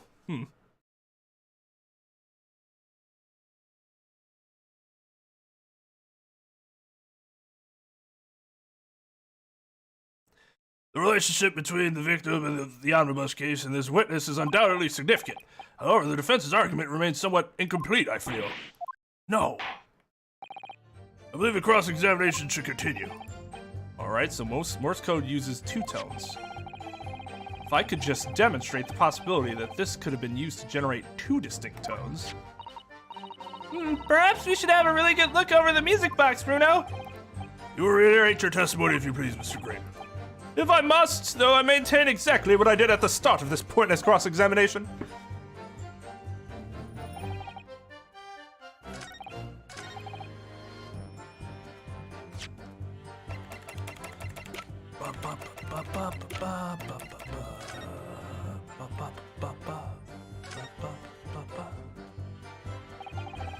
It's the mechanism that turns the bumps on the disc into sound, isn't it? Yes, the movement. It's all thanks to the comb with its teeth that are plucked by the passing bumps. Usually the teeth on the comb are different lengths so that each one produces a different tone. But this comb is very strange. All the teeth are exactly the same length. Well, what does that mean? It means that no matter which tooth is plucked for the passing bumps, the music box will make the same sound. I've never seen a music box like that before. Yes, it is strange. A music box that can only play a single note. Must be some significance to that, surely.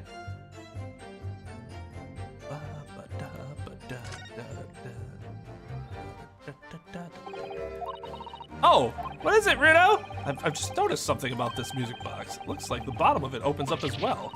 Ah, you're right. Come on, Come on, then what are you waiting for? Let's open it. all right then, here goes. Look at that, there's another movement on the other side. So, does that mean you can set another disc to play back on this side?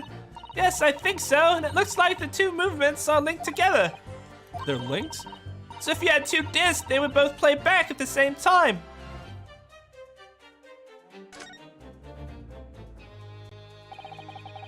Would have thought there would be a second movement on the other side of the box.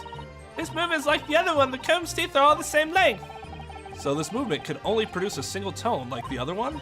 Yes, it must do. Except that the length of the teeth on the two combs isn't the same. So the single tone produced by this movement will be different to the single tone we've already heard. What? Basically, each movement can only produce a single note. But the notes they produce are different. Music box that can only play two tones. Okay. So, can I do this again, or what?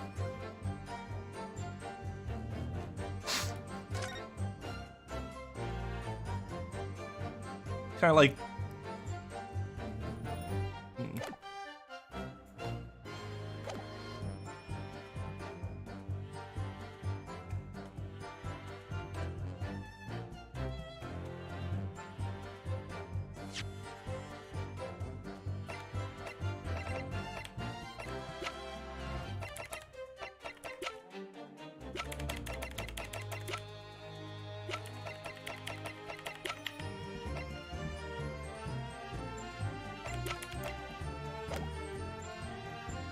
Normally the record would update, and it hasn't.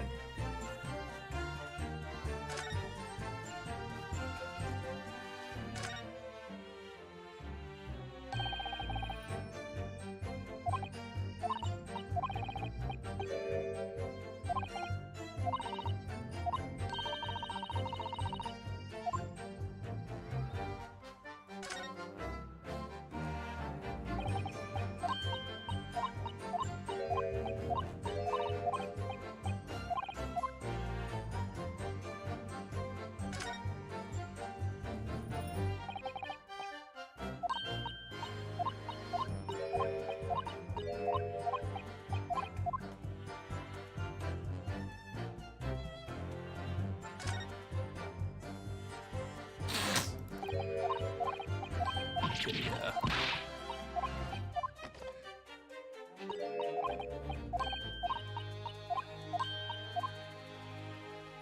Should we disc again?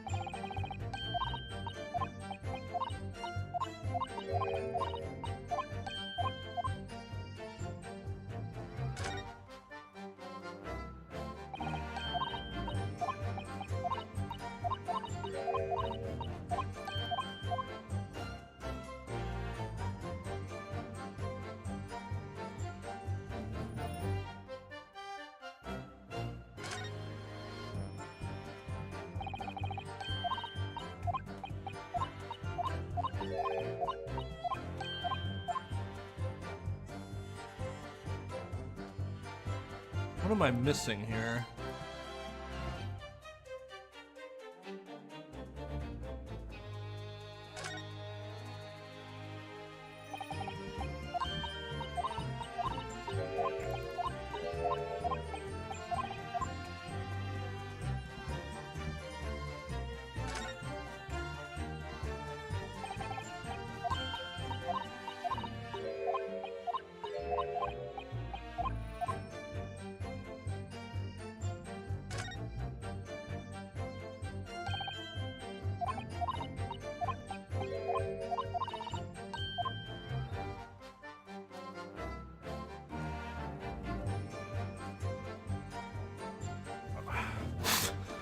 Okay. I don't see what else I can click. Because it's obvious that whatever I'm doing doesn't, like...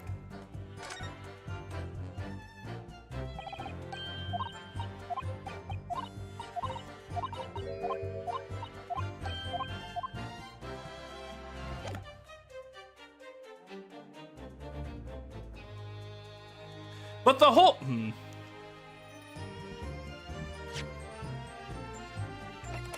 This would be an inconsistency with the game that would be kind of annoying. If. Objection.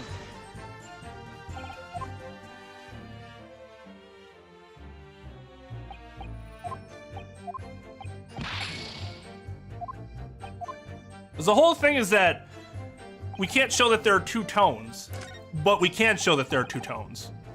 But the game isn't, like, acknowledging it.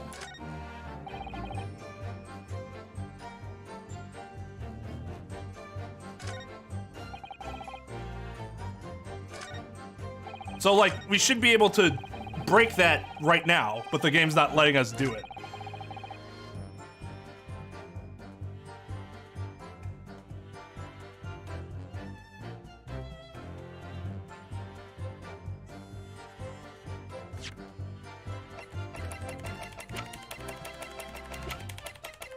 Objection.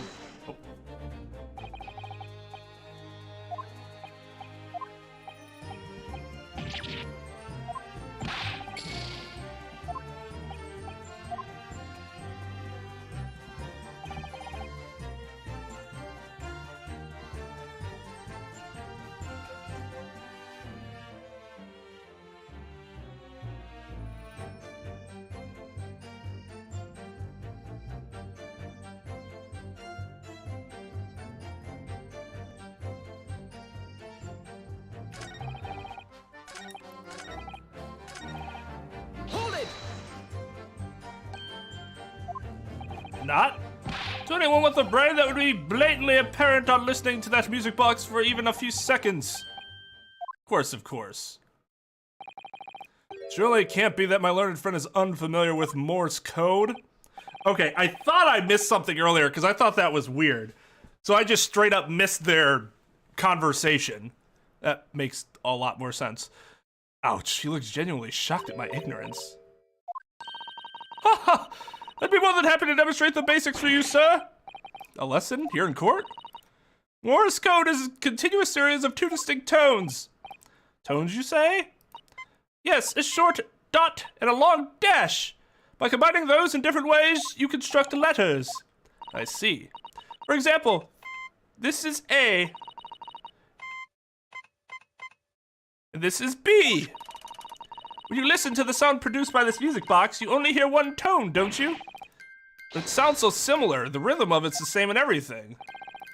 But there's no discernible meaning to this apparently random sequence of sounds. So your assertion is fundamentally flawed. This is not Morse code. No! Really, you shouldn't be so surprised. What did I tell you? That music box is nothing but a worthless piece of scrap. Perhaps you might consider studying your subject matter forecasting aspersions in future. Stop, nothing to say but stop. Oh, it's frustrating, isn't it, Iris? I mean, if the government secrets are somehow being leaked using the music box. Yo, what's up, Chris?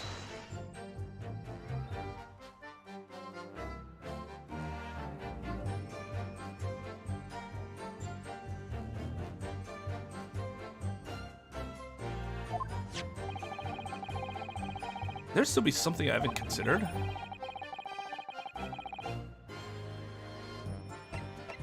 Yeah, because they talked about it. They talked about her doing it before we have that in reverse.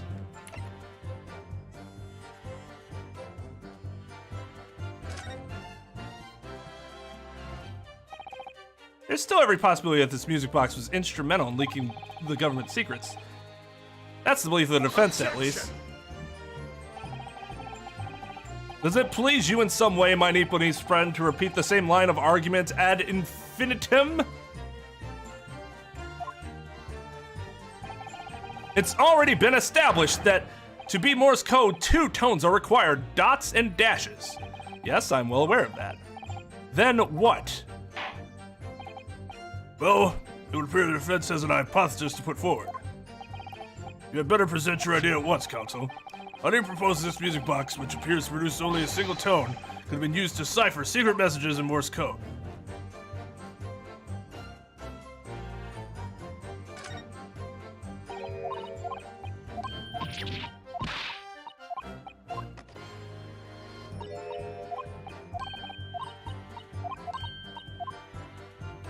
Got it! Good gracious, what am I looking at here? Another movement on the other side of the music box? What? It appears, my lord, that the two movements are linked together. In other words, you can put two discs in this music box, and the sounds of both will play back at the same time. Good heavens! As the court has heard, Morse code comprises of two tones, a short dot and a long dash. With a second disc in place, this music box could be used to generate Morse code and convey a message. Ah! Ah! No!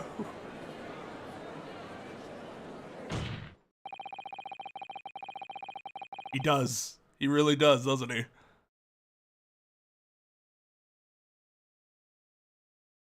A monitor stand? What do you mean? The thing that holds up the monitors? Are you like mounting one? Thought about doing that. The new facts and evidence unveiled by the cross-examination of this witness all come together to reveal the truth. The truth, you say? That you collaborated with your father, Mr. Mason Milverton, in illegal dealings with Magnus McGilden. By into this music box, you mean, counsel? Yes, stealing information being sent in secret government communications and selling it on to McGilden. Mr. Graydon concocted this elaborate scheme of using 2 music box discs to encode the information. As presumably a safety measure against the information falling into the wrong hands.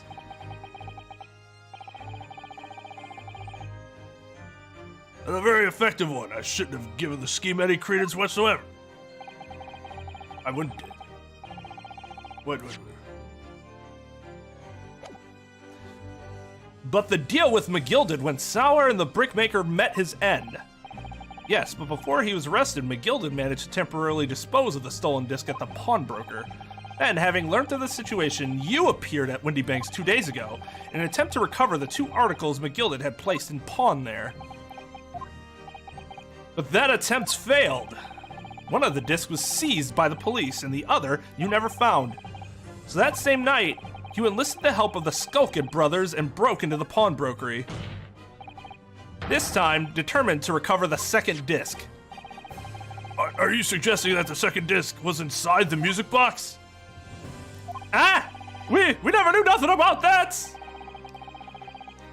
On the night that Mr. Windybank was killed,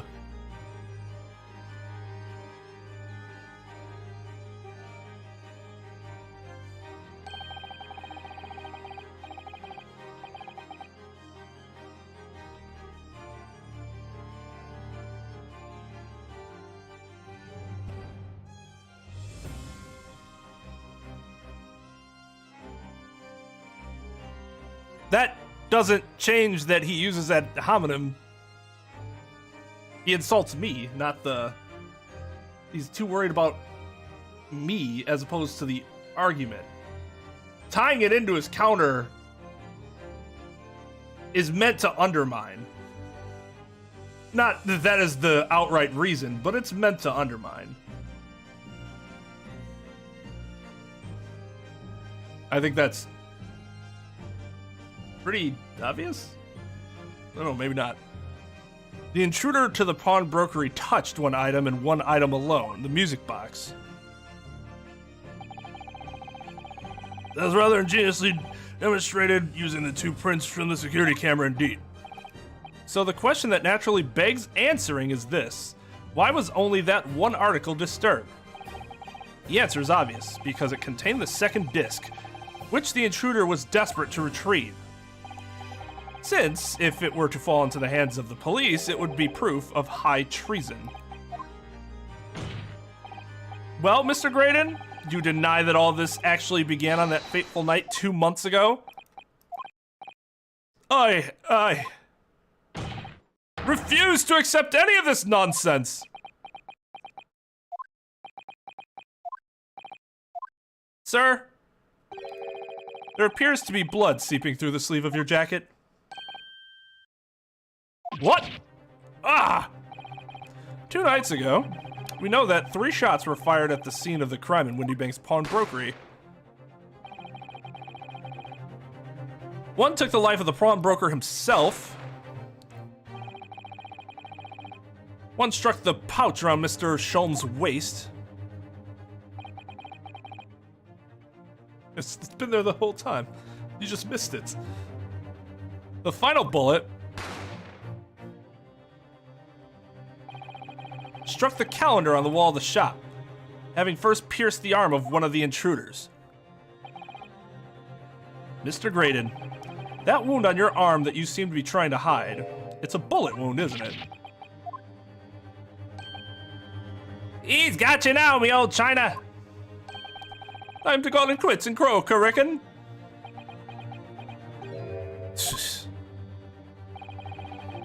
Don't acknowledge my presence there under any circumstances whatsoever. Those are my terms, remember? I paid you handsomely to comply. Clearly I was a fool to think I could trust some common backslum thieves. Fine, I admit it. I was there in Windy Banks that night. I paid this pair 10 guineas to accompany me. And as you've noticed, I sustained an injury in the course of my adventures. But that is all. I admit to nothing more. Stealing government secrets, negotiating with Mr. McGilded. As God is my witness, I'm sure I recall nothing of the sort. Not going to go down without a fight. Not until I can show hard evidence, I suppose. I mean, or should he, to be honest. I'm gonna die. Nevertheless, the defense has now established a crucial fact. Which is... Well, we know that one bullet was fired from each of the two firearms in evidence.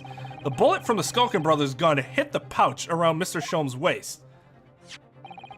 And the bullet from Mr. Windybank's gun clearly must have been the one that caught Mr. Graydon on the arm. Indeed it must. We can rule out the possibility that the man shot himself. And that leads us to only one conclusion. Mr. Windybank was shot by a third gun, which can only have been fired by the third intruder. Goodness! That's right, Mr. Graydon. Grr. The only person who could possibly have shot Mr. Windybank that night is you! It has to be you! Hold it.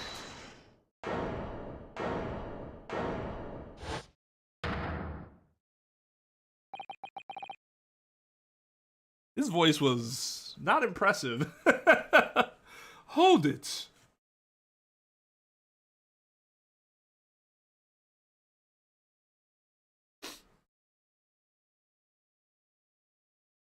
That's a good detail. You little upstart! You made a grave mistake when you summoned me here. What? What's that supposed to mean? Yes, as you rightly say, I was there at the pawnbroker's. I did my best to hide the fact, naturally. I had no intention of ruining the distinguished career I'd built for myself at the communications station. But did the thought never cross your mind? Did you never consider the possibility? What do you mean? What thought? What possibility? The possibility that if I was there at the scene, I may have witnessed the crucial moment.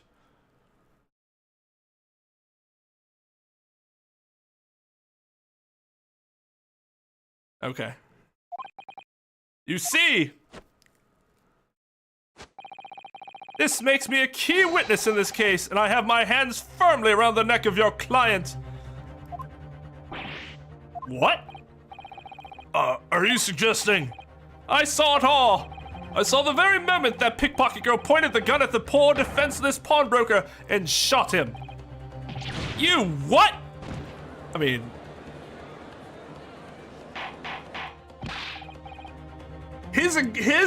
His credibility is beyond shot at this point, and everyone's still like, oh my god, could he be telling the truth?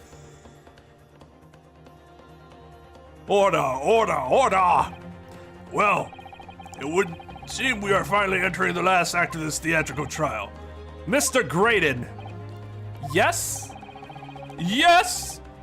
I trust you are fully aware of the implications here. If it is shown that your claim is false, you will have incriminated yourself as the killer. Oh, I understand fully. Then I must ask you to give your formal testimony once more. You explain in court precisely what you saw at the moment the defendant allegedly shot the victim. Nothing would give me greater pleasure.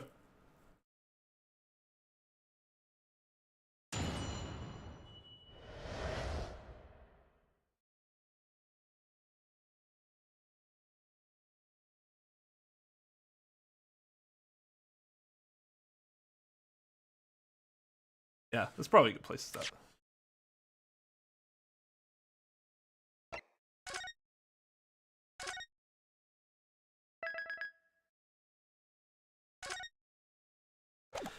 So we finished this Wednesday?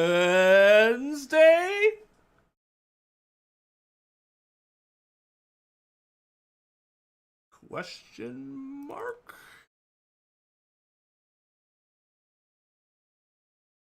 Yeah, Wednesday. Finish Earthbound tomorrow, finish this Wednesday.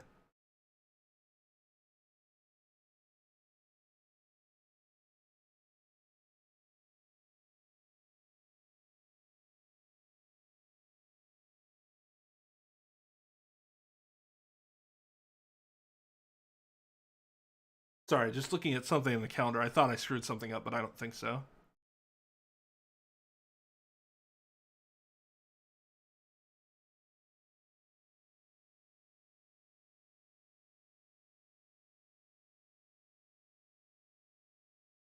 I mean, he's not being unreasonable. And at least unlike Alba, he's coming up with, like, new ways of throwing you off. As opposed to, like... So he's like, that wasn't me. And now he's like, and I saw it. Instead of like, I used the bathroom.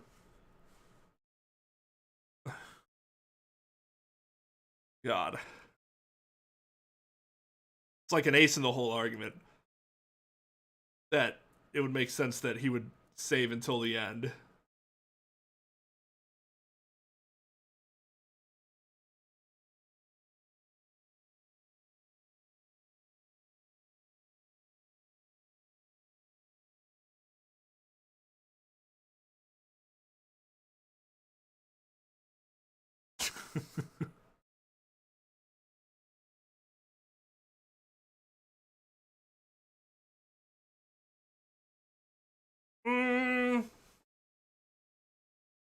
Like I said, I don't think their humor plays very well in text. I think they would come off a lot more amusing in like an anime setting.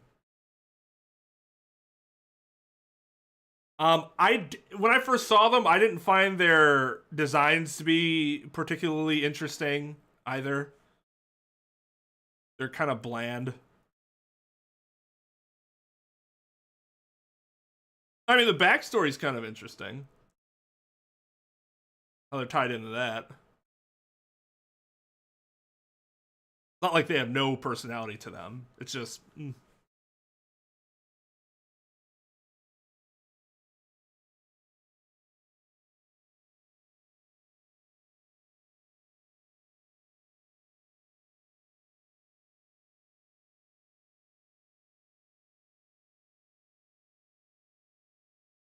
He's stubborn, but his arguments are a lot better than Alba's are, which is why I preemptively compared the two.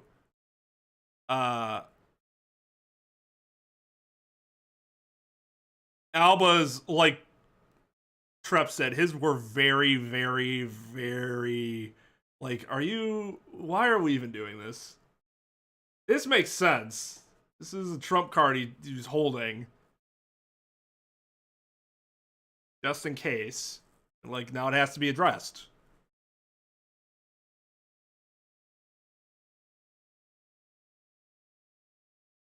Well, he betrayed them, and not just betrayed them, but implicated them in high treason, and they are not okay with that. So yeah, I mean, they're fine. They're just, I don't think it plays well in text. Their characterization, personally.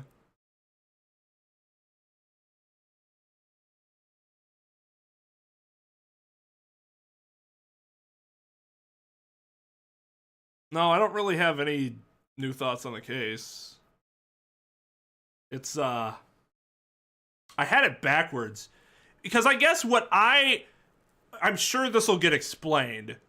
Nobody needs to answer me. I got it backwards. I thought McGilded was making money off of selling the information, and he was the one that would send the information.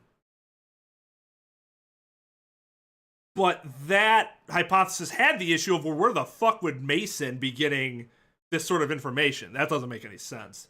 So then it makes sense so that he gets the information, gives it to his dad, who then gives it to McGilded. But then how does McGilded... He just sends the music box and the discs? Like, I assume that's it. And he gets paid by the foreign entities, and that's how he smuggles it. Smuggles the information. Like, it all makes sense.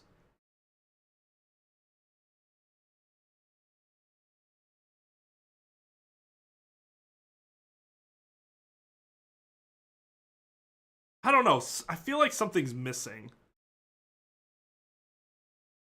And I'm not... Something's missing in the story, and I don't know what it is. I have to think about it.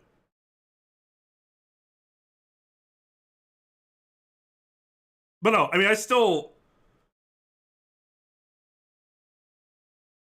have problems with this case. This stream didn't fix those problems. It was less bad. This part of the case is less bad. Except for the part that he keeps talking and she keeps shitting on him and you're like, why do you keep saying anything? Like, you're just an idiot. At this point, she's a fucking witness, not just a juror. But we've already dealt with that before, right? That's nothing new at this point, so.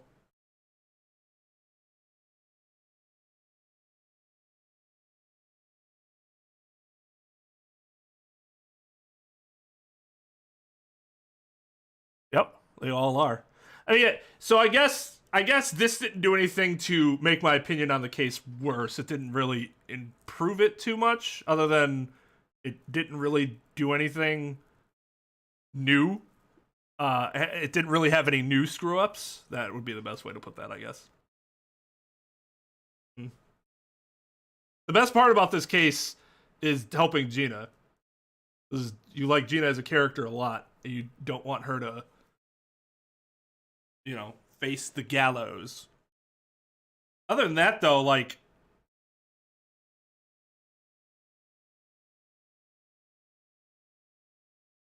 I don't know. I'd like to know how McGilda died. I hope that gets explained in here. But yeah, I don't know. There's something off, and I have to think about what it is. Maybe it has something to do with the whole secondary story of the information and how the police are acting, how Strong Art's acting, but then also how Van Zeek's acting, and none of it really adds up.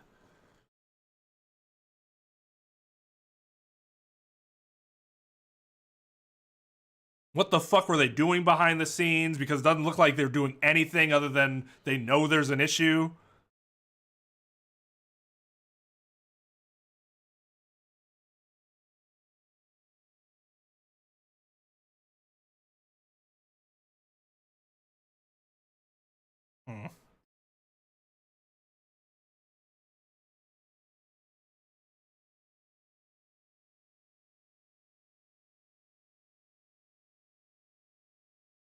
And that could be. I'm not used to Ace Attorney games doing that, but I know there's a sequel, and I know it's a newer game, so it could be. We could be dealing with something that, because there's no way they're gonna sufficiently answer all those questions in an hour and a half or whatever we have, right? So it seems pretty obvious that some of this is going to transfer over to the next game. But, like, the problem is that it's hard to then...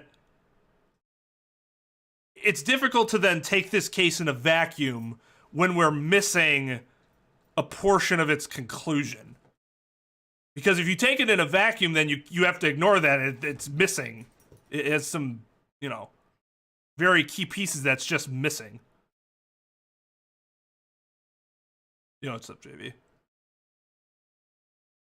I don't know. I'm trying to come up with reasons why I feel the way I do, because I know I feel this way, but I'm not exactly sure why, to be completely honest. There is a reason. It's not just because. Just trying to figure out what they are.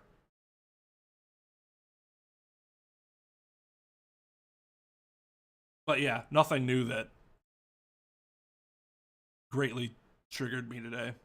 That's all I can really add in terms of case analysis at this point. So.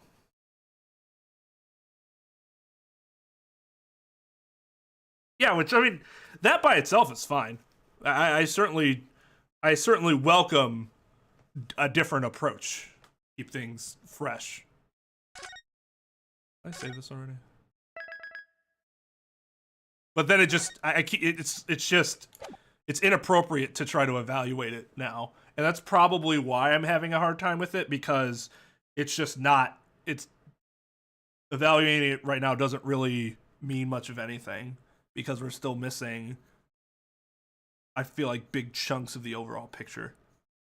Maybe not big chunks anymore, but some very vital pieces of the overall picture.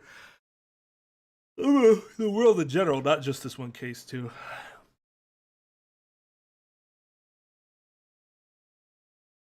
But yeah. So I'll be back Wednesday. We'll finish this Wednesday.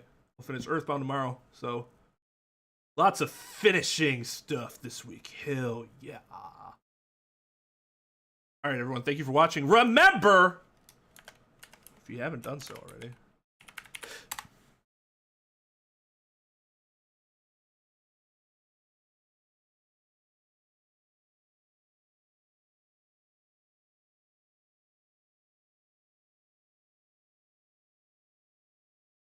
go check that out.